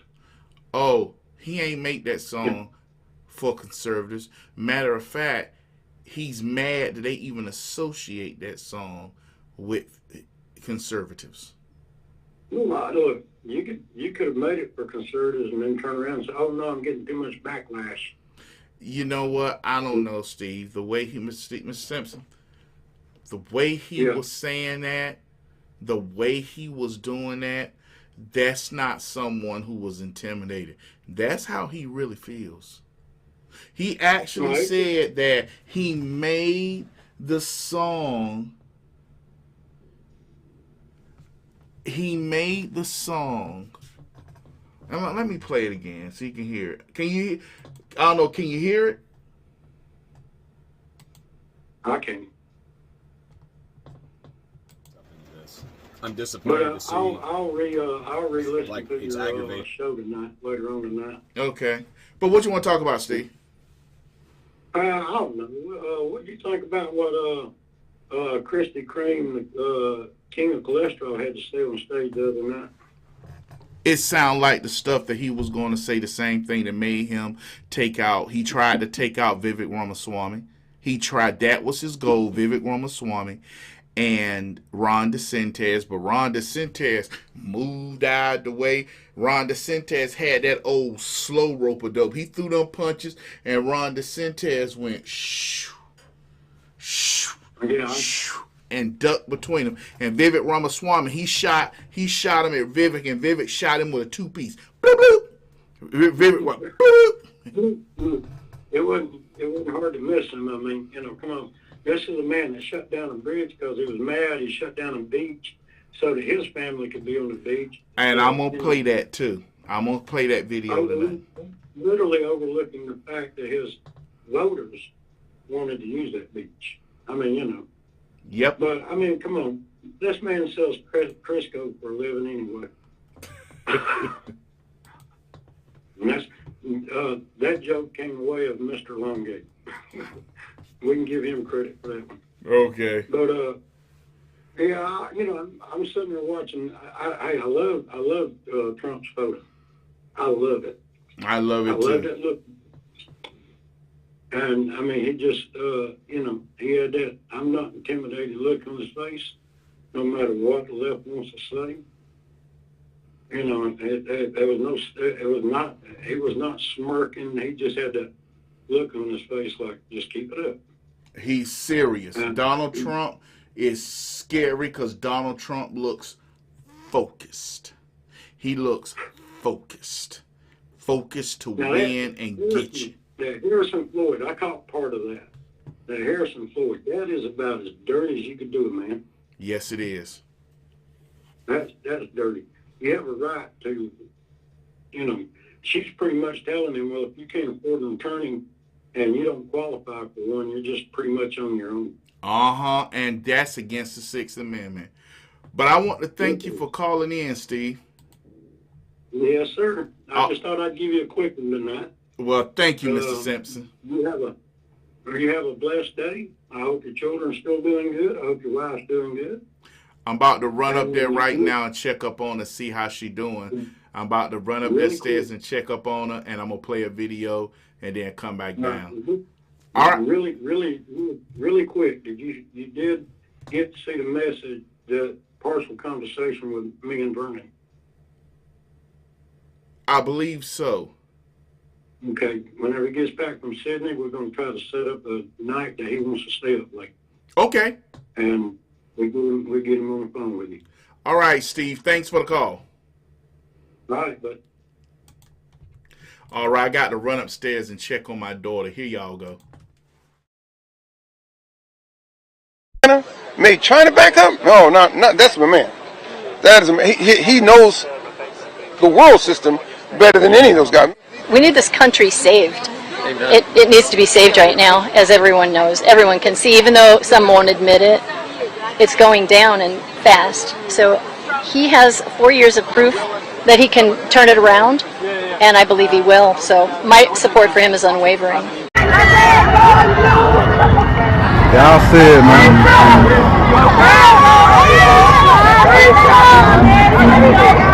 Which one are you in, though?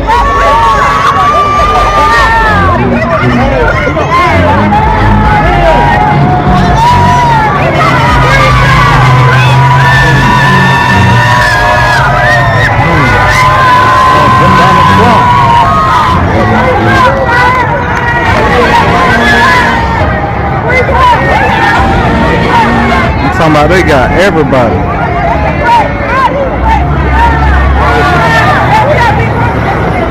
Look at that fucked up. When Google Fiber first launched 1 gig, it cost $70. Okay, but today it costs. I just told you it's $70. Find out if your address is eligible today at fiber.google.com.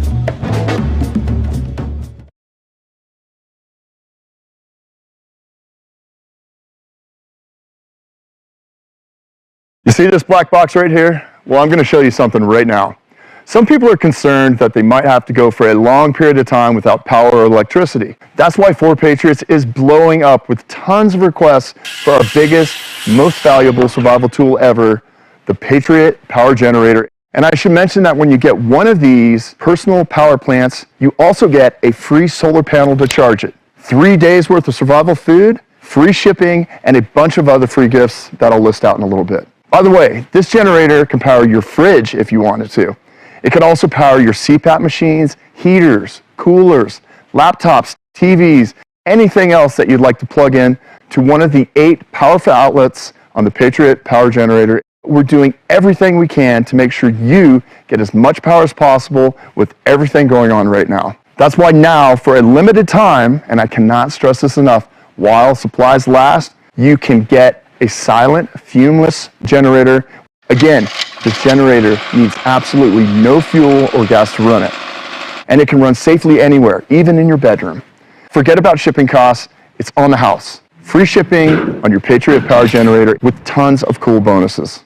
I'm going to toss in 4 of our most popular guides for free that you'll have instant access on your device the minute you place your order. So you can read them today, in fact. This blackout survival library will give you the knowledge you need to get the most out of your electricity and will help you be better prepared in case of a long-term blackout. Here's every single free bonus you'll get with a 4 Patriots Power Generator. You get a Halo XT solar flashlight, a Patriot Power Cell backup battery, a Sun Kettle solar cooker, a pack of rechargeable AA batteries, a 72-hour survival food kit, and the solar lantern. Again, all of these bonuses are free. You don't have to do anything for them. They just come with your Patriot Power Generator. But right now, you have to click the link if you want to get yours before supplies run out for who knows how long. Take the initiative and get yourself prepared right now while we still have our Patriot Power Generator in stock, so you can be a survivor, not a statistic.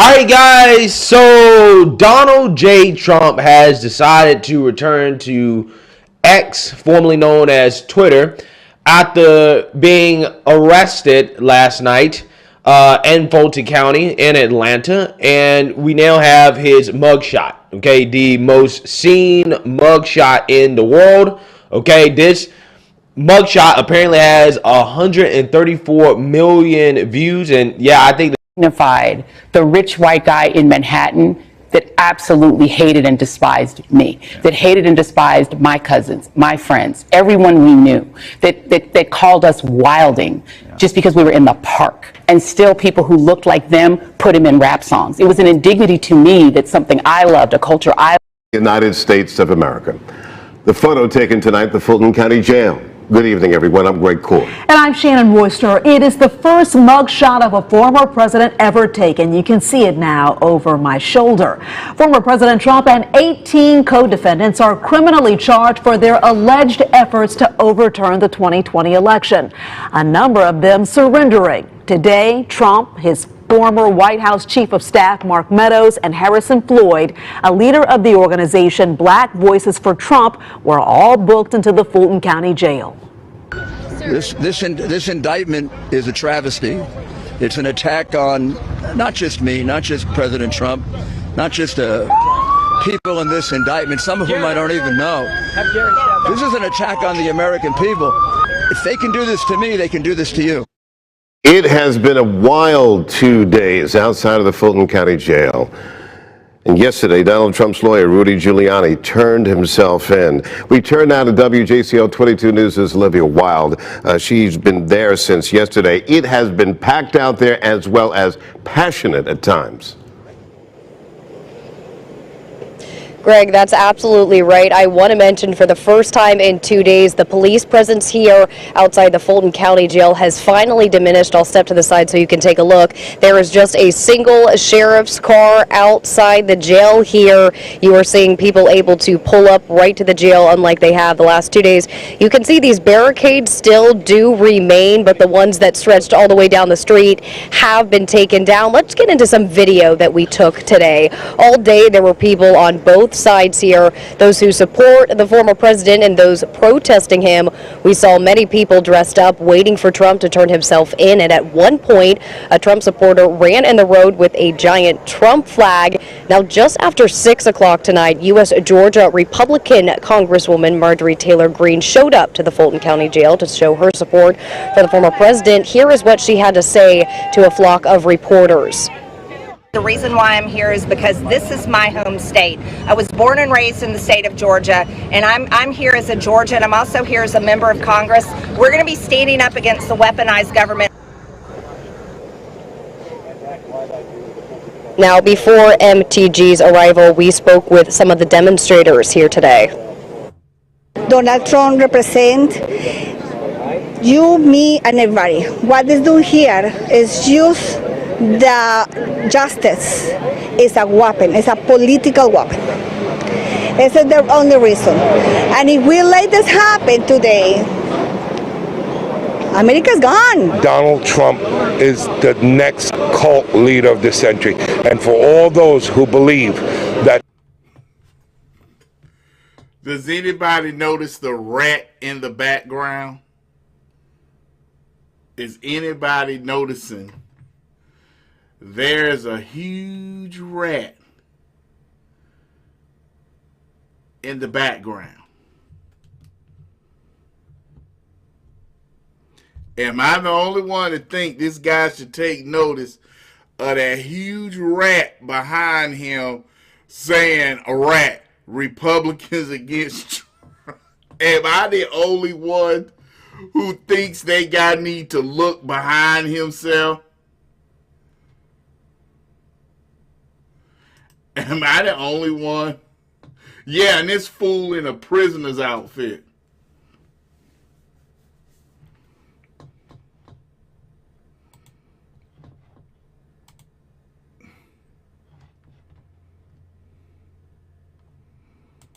All I'm saying.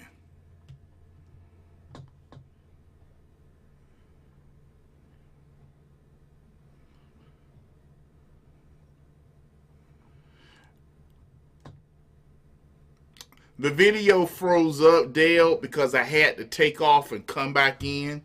That's what happened, Dale.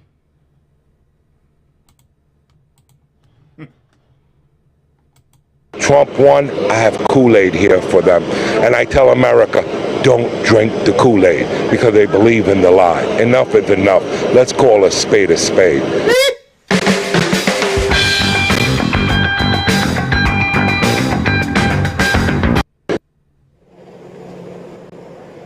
Both protesters and supporters of the former president quickly cleared out this area when they realized his car would not be traveling out the jail this way, much like we saw yesterday from former New York Mayor Rudy Giuliani. So a sense of kind of an anticlimactic end to the day for supporters and protesters standing on this side of the jail, and right now a much calmer feel to the Atlanta Fulton County area, something we really haven't seen in 2 weeks now. Greg, Shannon? Two-tier justice system. That's why I'm here to show my support as a black man for Trump. And I'm wearing my shirt for Trump 2024, and I mean that. What do you think about the indictments? Oh, it's a bunch of bullshit. It's going around the country. You know, Fannie Willis, she went to school with my sister. She's full of shit. So she's a puppet for the white liberal that is controlling everything. She's in front, but the white liberal back there pulling those strings, telling her what to do.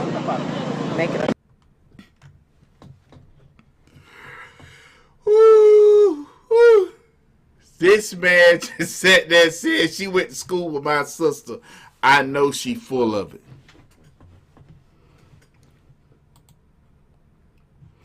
To the caller who was online or was on hold, call back in. I'm ready to get your call. I had to run upstairs.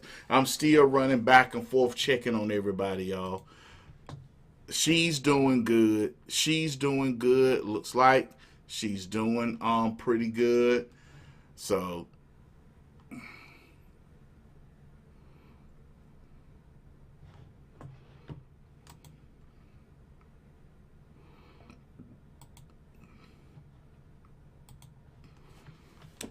but yes, we are glad that President Trump isn't backing down. But President Trump needs us to stand up and support him. Help him. You know, our Trump flags and Trump signs need to be out in full force.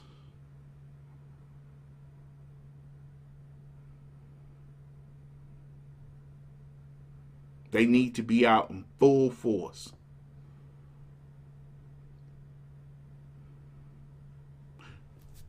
We cannot afford to back down. I told you I believe Republicans, 20-some%. I believe the liberal establishment is going to convince Republicans. No.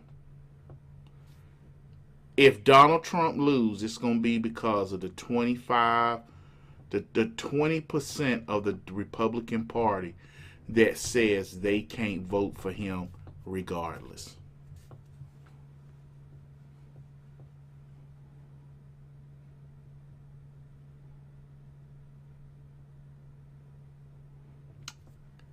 And I believe that's when the Republican Party is going to fracture.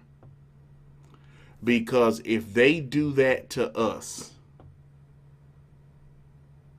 and come back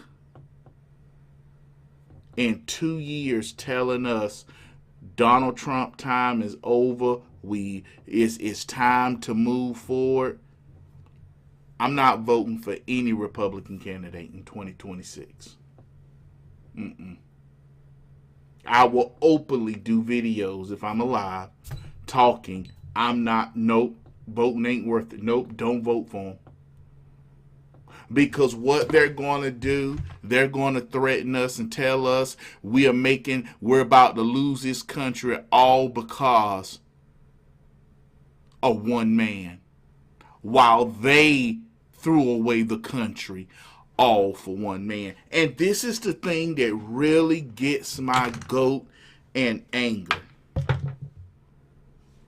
They throw at us the patriot argument while they reject the patriot argument for our guy.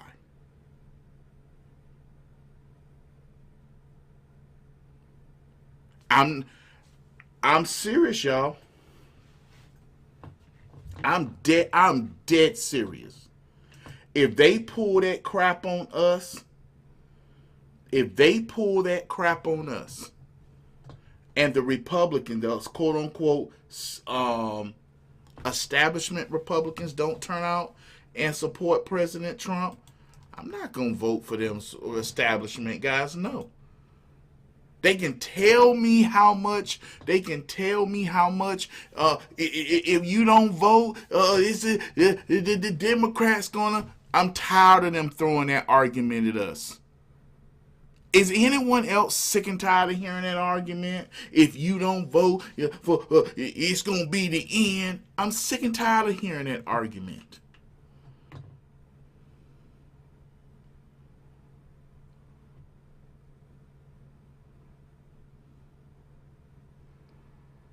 I'm sick and tired of hearing that argument. Y'all want to destroy our guy and then put your guy up, and we're supposed to fall head over heels for him and love him and squeeze him and help him and pick him up. No. We can't. And some people are saying, I'm reading the comments, Rumble.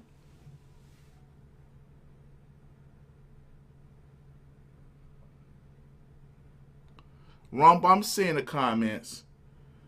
I think people saying about that song, Rich Men Over Richland, this man, when conservatives put him number one on the Billboard chart, he ain't had nothing to say. When liberals came after him, attacking him, he ain't say nothing. But when conservatives got him 3 weeks on number one, now all of a sudden he's coming out, well, the song really ain't for conservatives.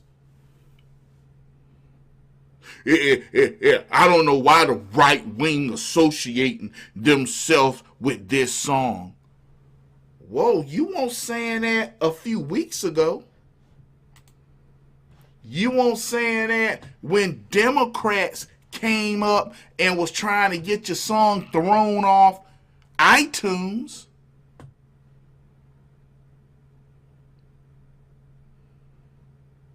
And he doesn't realize, to me personally, the song sucks.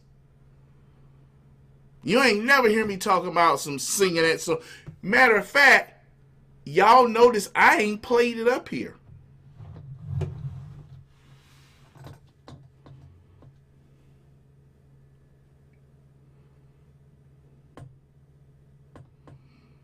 And you notice I ain't played that song up here.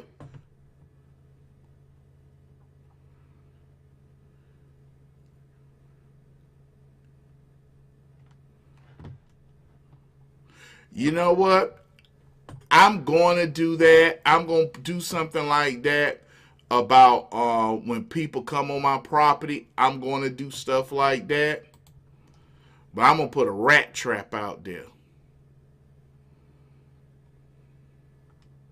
So when they touch it, it snaps on their fingers.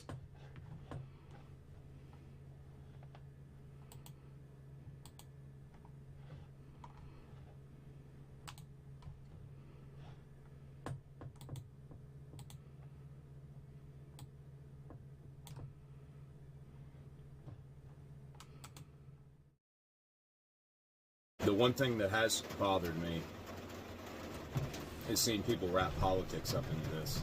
I'm disappointed to see, like, it's aggravating seeing people on conservative news try to identify with me like I'm one of them.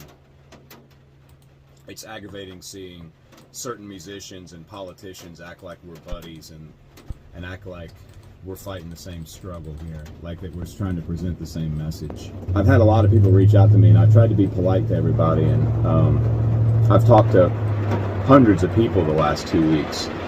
But it seems like certain people want to just ride the attention of this song to maybe make them their own selves relevant, and that's aggravating as hell. The other thing that I find aggravating is, well, you know, like, it was funny seeing my song in the presidential debate.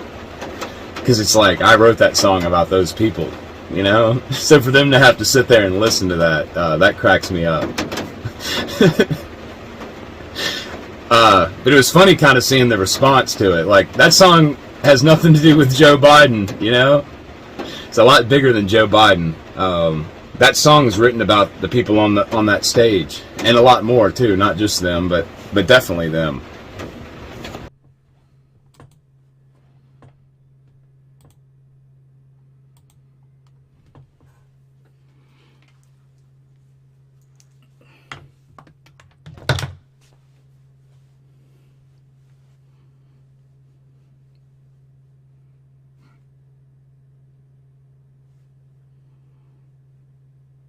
That man, simple, said, and plain.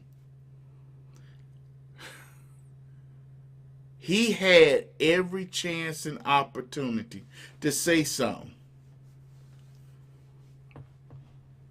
I mean, people was reaching out to him and everything, trying to get him, you know, but there you go. He could have said something long time ago.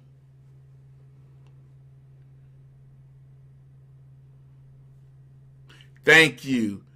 Unhushable. Unhushable. Unhushable said this.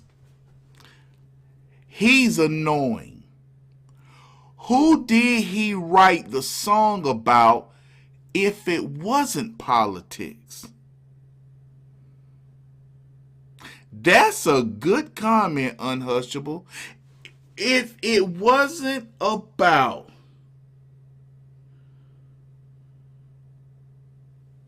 if it's not about politics, why in the world would you write a song about the rich men over rich men?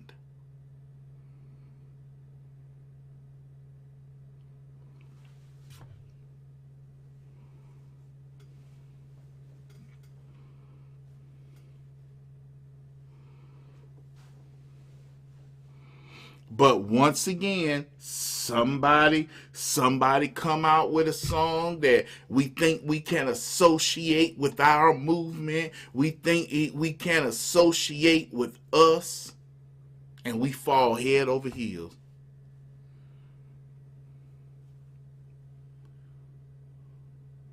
No, he's not talking about all politicians, because he should have said, I'm talking about all politicians.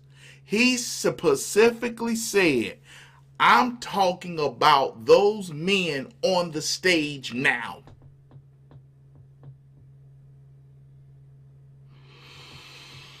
That's the problem. He said, he admits, I'm talking about those men on the stage now.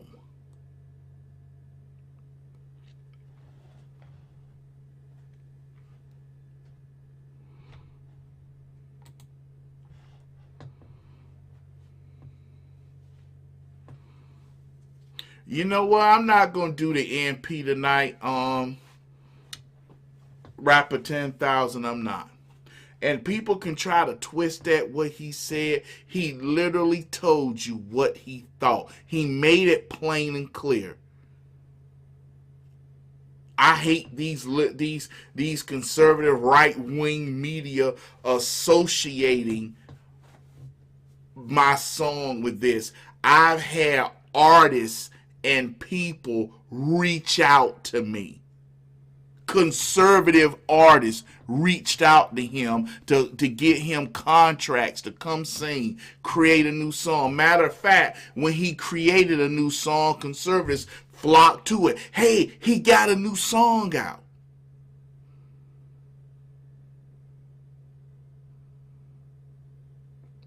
But no. Republicans spend too much time trying to get somebody to like us. All we have to do is present what we believe and fight for what we believe and not back down.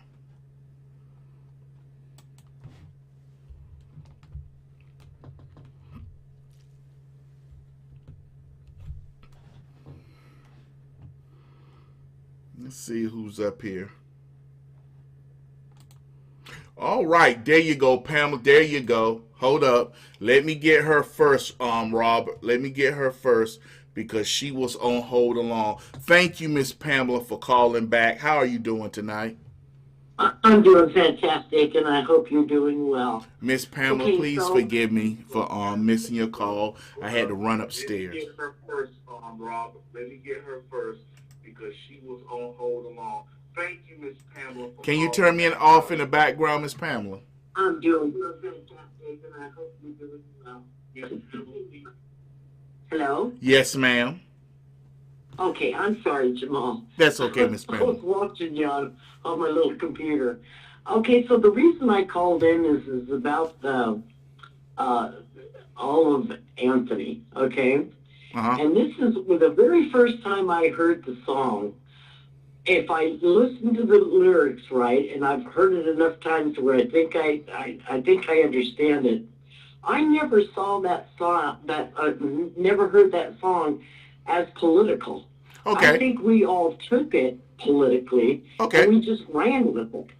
And I think that this guy, this is what I'm thinking, I think he's just kind of like a good old boy from Virginia that doesn't care about Republicans any more than he cares about Democrats. Because when, and I also listened, to the entire interview, for lack of better words, and he clearly said in there, he's obviously not in favor of the Republicans and that they jumped with it and ran with it. But he also said that the Democrats have tried to put him down for the song. So he's sitting back saying, I didn't write it for a political party either way. That's what I'm hearing him say about it. Okay. And No. I was saying okay as in okay, like agreeing. Okay. Oh, okay. I'm just saying that I think we're reading too much into it. Because I think what you've got is you just got, and I'm going to call him young because I'm a lot older. I'm certainly old enough to be his mother. And I'm figuring, the guy's just, I think what little I know about him, he works at some facility for doing a 9 to 5, and is sitting back and just saying, it's the north of Richmond. In other words, it's everybody. It is all of those people. I think he's including the Democrats and the Republicans. What do they call it when they say somebody is non-political? Is that apolitical, where you don't really care one way or who knows? I don't even know if the guy's ever even voted before. I'm just thinking that I think we're giving him more credit than is due. I think he wrote a song about, hey, I'm way down here and you people are over there and you're telling me what I can and cannot do. That's how I view it, just the song. But you know what? And I don't think he likes either one. I don't think he likes political people. You know what? I think he does. I'm going to push back on that, Miss Pamela, because of this. If you going to release a clip like that, then you need to clearly say, when you're talking about one side, if it's for both. Okay, and I'm not supporting the Democrats. Democrats try to get the song taken off. At least Republicans, he could have said it, but he didn't. He didn't say. No, he didn't say it like that. I agree. He did not say that. So he but left. What he did say is that the left is trying, and I don't even know that he used the term left, but that they're trying to exactly get the song taken off. Well, that to me says, you know what? It isn't about you people. It isn't about the left or the right. It's a song that I wrote, and I wrote it because I sit down here and, I don't know what the guy does on Friday night, and he's also a very Christian individual. So, I just don't think he's a political guy. I just think he wrote a song, and then it just blew up because, and here's a Vivek saying, we're hungry. We're all hungry for purpose. And we all ran with that, because I was a little disillusioned when he said what he said, that, hey, you know what, I didn't write it for those people, I wrote it about those people. But see, here's my thing. Disheartening. And here's the pushback. And here's the pushback, Miss Pam. I just, like I said, and I always let it, when people disagree with me, Miss Pam, one thing about it, you give admit, I make sure I let people talk for 30 seconds so then I can answer Absolutely. back. And thank you for Miss Pam. Thank you for calling in. But Miss Pam, I'm like this. If you know for a fact the people who have been supporting you were the right-wing people, the right-wing media, when the left attacked him, they were the ones who got his song to the #1 on the Billboard charts. I agree. I agree. And if it's not political, if you're not being political, then you still acknowledge the people, because somebody said it's a 10-minute interview. I'm going to go find that 10-minute interview, y'all. I will find that 10-minute interview. But if, regardless of his youth, if he can sit here and meticulously point out to make sure he says right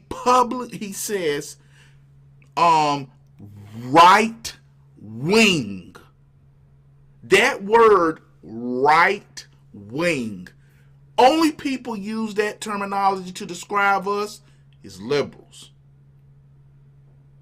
That is a terminology that that might be, but I'm okay. Okay. I mean, yes, I woke up last week, and the new thing is to say, because I'm a Trump supporter, I'm in a cult. Well, okay, I'm okay with being in a cult. Yes. I mean, that old saying, sticks and stones may break my bones, but words will never hurt me. Yes, and, ma'am. You know what? Let them throw out whatever they want to throw out. I don't really care. They can call me whatever they want to call me. I mean, I'm a Trump supporter. I love his policies, and I love the man. I mean, is he perfect? No, nobody is perfect. Are there things that I wish that he didn't tweet in the past? I'd shake my head and I'd say, "What'd you do that for? You're always shooting yourself in the foot." You Yes, know. ma'am. But I'm just am thinking that this guy is just a good old country boy that doesn't really. I'm telling you, I doubt he's seriously ever voted. I'd be curious for somebody to really sit down and give him I'd like Tucker to get a hold of him and ask him, have you ever voted? I mean, are you political at all? I mean, I'm very political, so I give people a lot of grace that aren't. I don't understand how they do it because I feel like I'm fighting for the country, I'm fighting for my grandson, I'm fighting for, decent people. But, other people, they're not there, Jamal. They're just, I know it's hard to believe. Oh, but yes, there's a lot of them it's easy to believe it. What's going on? But thank you, Because they Miss don't care. Pam. But Miss And I'm Pam, thinking that he's, I'm sure he has something because he wrote the song. But, he's also got another song out that, people could run with in the same direction, but he says not.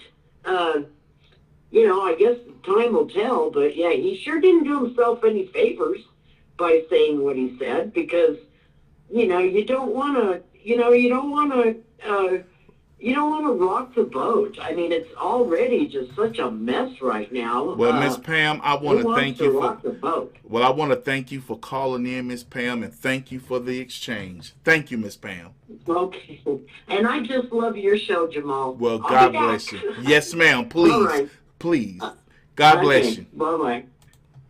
All right, we got Robert Prophet. Robert, how are you doing tonight, Robert? Okay. Doing okay, Jamal. Calling about Oliver Anthony there. Yes, sir. And when his music came out, there was somebody interviewing him, and during the interview, it's like the announcer, they went through his song, but he said how he turned it is like he was an independent voter. He's like the middle of the road. Okay. Type voter. But I've noticed all the stuff that's going on, but he put one out a few hours ago. He's got an actual YouTube channel. Oliver Anthony Music. Is the channel. And the name of the video he brought out that really explains the whole entire thing about the music and what he stands more like politically. It's a pleasure to meet you, Part 2 is the title. And I really highly recommend you go here and check it out. And you said Anthony Oliver, correct? Yeah, Oliver Anthony Music is the channel. It's on YouTube. And the video I'm talking about is it's a pleasure to meet you. And it might have a negative, or it's called dash separation mark here, Part 2. It's about 10.5-second video. Yeah, I'm looking at it right now. I'm looking at his channel right now. Oliver Anthony Music. Yeah, it came out today. It should be it says About publicated Virginia. And it's like the song is called, I think the song may be called Virginia. Yeah, but this is him sitting in that red truck like he showed in the other clip. And it says, "It's a pleasure to meet you," is the title of it. And it came out today. It's like 2 hours ago. I'm on his station I'm on his station right now, and the only songs he got is Virginia, Ain't Got a Dollar, I've Gotta Get Sober, Long Gone, VCR Kid, 90-some Chevy, I Want to Go Home. Click on video. Click on, I've had that before, though. Problem is YouTube will sometimes highlight certain ones. I usually click on videos, and it will it'll highlight them in order of the newest to the oldest. It should have it set up correctly. Well, they don't. I'm looking right now. Like I said, I'm looking at it right now. Anthony Oliver topic, and I can. Okay, videos. It's Oliver Anthony Music. Yeah, that's what it says. But it got Oliver Anthony Music -topic. So, and I'm reading that would be about. another channel. Okay, it may be. They This one probably was. have so many people have copied this channel, trying to. Okay, trying to get money off of me. Yeah, Understand that. it's you know how it is. Like you become famous, and everybody will be trying to snag every website with your name on it, just so they can sell it back to you. Well, I So they want to. probably did that with YouTube. Okay. Well, I want to thank you for calling in, man. Thank you. Okay. If you check it out, if you can find it, and it'll really explain a lot of stuff that you was trying to find questions for. Well, I surely will. But like I said, the way he came out with that, and like I said, I looked at that when I looked at that video, and I even got like a clip. I'm gonna play y'all how they really are laughing at Republicans about this song. I mean, this one group, Support MTN, he is upset that right wingers think he's one of them. And I still go back to this wrong song, Robert. I just go back to his one point. You could have said Republicans, you could have said conservatives, but you call us right wingers. And he says, I do, and here's a clip from those who say Jamal. Okay, here's what he says. I do hate to see that song being weaponized. I see the right trying to characterize me as one of their own, and I see the left trying to discredit me, I guess, in retaliation. That's what, and that's what he says. He says, he went on to say that one thing that bothers me is seeing people wrap politics up into this.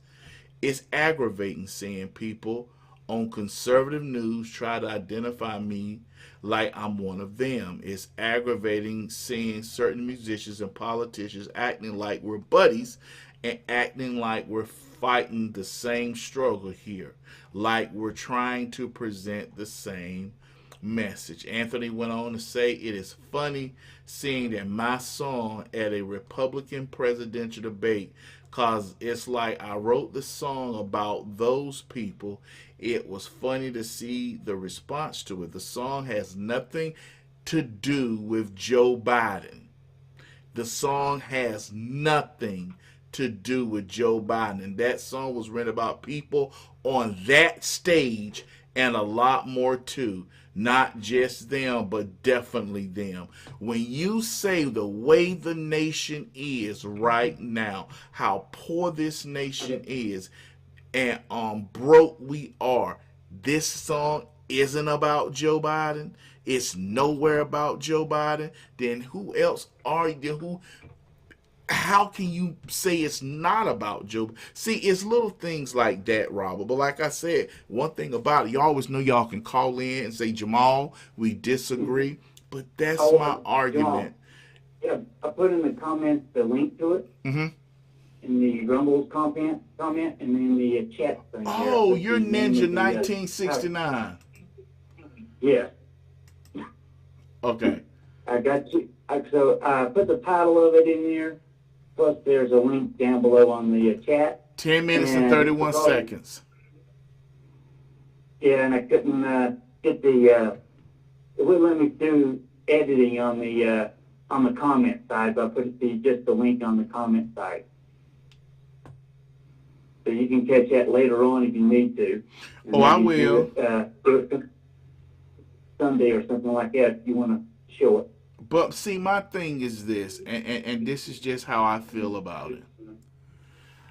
And Robert, thank you for the call. I just feel, thank you, Robert. And for everyone who wants to know, like I said, I read the whole thing and I see what people are saying. But you waited to the Republican Party was talking about him and praising him, and others thought that song was about, hey, the rich man over rich man. People are poor. People in the South, the poor people in Virginia thought he was talking about Democrats. He was talking about them because they're fighting the struggle. And when you release a statement that says this is not about Joe Biden, then who else can you be talking about who is keeping the wages low, things unaffordable? It's like if I sit here and I'm constantly blaming gun violence for the problem in the black community, but who's pulling the trigger? Who's carrying the guns? Y'all understand what I'm saying? You're saying that Joe Biden has nothing to do with the song, but who's the one responsible for all this turmoil and stuff going on right now? But like I said, I just want to, if people disagree with me, y'all know y'all can call in, and I'm glad that people called in and said, Jamal, we disagree. I love it, because what it does, it goes to show you all have an opinion, and we may have a difference of opinion, but you come out and listen. All right, I want to say that may be it for the show. If nobody call in, we about to go to Rumble and end the show on Rumble. All right, let me see who wrote tonight. Let me see some people who wrote tonight. Kimberly Ashcroft, she writes and says, Jamal, I respect you as one of the greatest prayer warriors I've had the privilege of knowing. You are humble and fully committed to the Lord. You always put God's will and the well-being of others above your own desires. You use your gift of communication to serve others. You are never troubled by inconvenience. Instead, you're moved by compassion. You show that love is a gift that is best given. It is such an honor when you intercede on my behalf and pray when I need you to. I take it very seriously. Your confidence in the Lord has taught me how to put my confidence in Him above fear, stress, and uncertainty. I'm grateful for you. Please pray for my 11-year-old son, Ethan. He has diagnosed with COVID today, and it hurts to see him feel so bad. Please pray I stay well so I can care for him wholeheartedly. Thank you. Well, yes, ma'am, he will be put on the prayer list. Absolutely. He will be put on the prayer list. I'm taking and putting him right now. Because they say that new strand, that they're talking about that new strand. They are talking about it.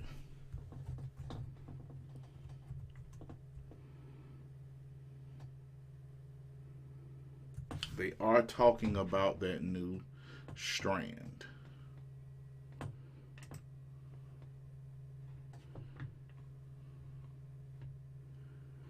They are talking about it, and it's a little worrisome. All right. And Rapper 10,000, he wrote, and he says, let's see what Rapper 10,000 paid attention to tonight. Rapper 10,000 says, Jamal, the whole thing has me fuming with rage. The Democrats are treating those mug shots as trophies. Yes, they are. The Democrats are treating them as trophies because they are to them. We said lock her up. President Trump tried to heal the nation, and so we never saw Hillary with a mugshot. But the first chance they did it to him. And liberal women are laughing at this, not seeing the consequences. Black men can see right through the BS. Donor class politicians on TV are not for the truth, just power, free President Trump.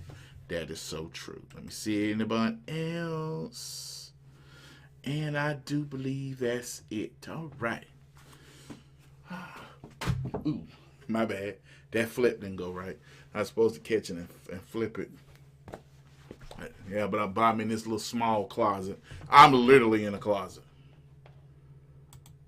Okay, that didn't sound right. I'm in the closet. All right, folks. We gonna get the video for tonight. Heavenly Father, we come unto you to pray. Lord Jesus, please forgive us of our sins and iniquity. Lord Jesus, I come right in asking for forgiveness because I know I cannot come to the throne with sin on. So right now, I clear my mind. I ask for forgiveness of sin and iniquity. Lord Jesus, I pray for healing for young Ethan Ashcroft. I pray for healing for Brother Ryan Anderton and the Anderton family. Lord Jesus, I pray that you touch these young men, heal their bodies back to full strength, Lord Jesus. Keep young Ethan. May he continue to get better. Lord Jesus, I pray for Brother Ryan. May he continue to stay strong and continue to walk, get more and more of his functions back. Right now, Lord Jesus, I pray for deliverance for those suffering from drug abuse, alcoholism, suicidal thoughts, and depression. I pray for those needing healing, young Ethan Ashcroft, young Brother Ryan Anderton, those who are on kidney dialysis, those who are on cancer treatments, those who just had surgery, and those who are out. Lord Jesus, right now, I pray that husbands make it home to their wives and wives make it home to their husbands. I pray right now for our boys and girls in the military, first responders, and law enforcement. I pray for patients in hospitals and hospice and residents in nursing homes. I pray right now, Lord Jesus, for the staff that work the hospitals, hospice, and nursing homes. I pray for increase for farmers, hog farmers, cattle ranchers, fishermen, chicken farmers. I pray for safety on the road for our truck drivers.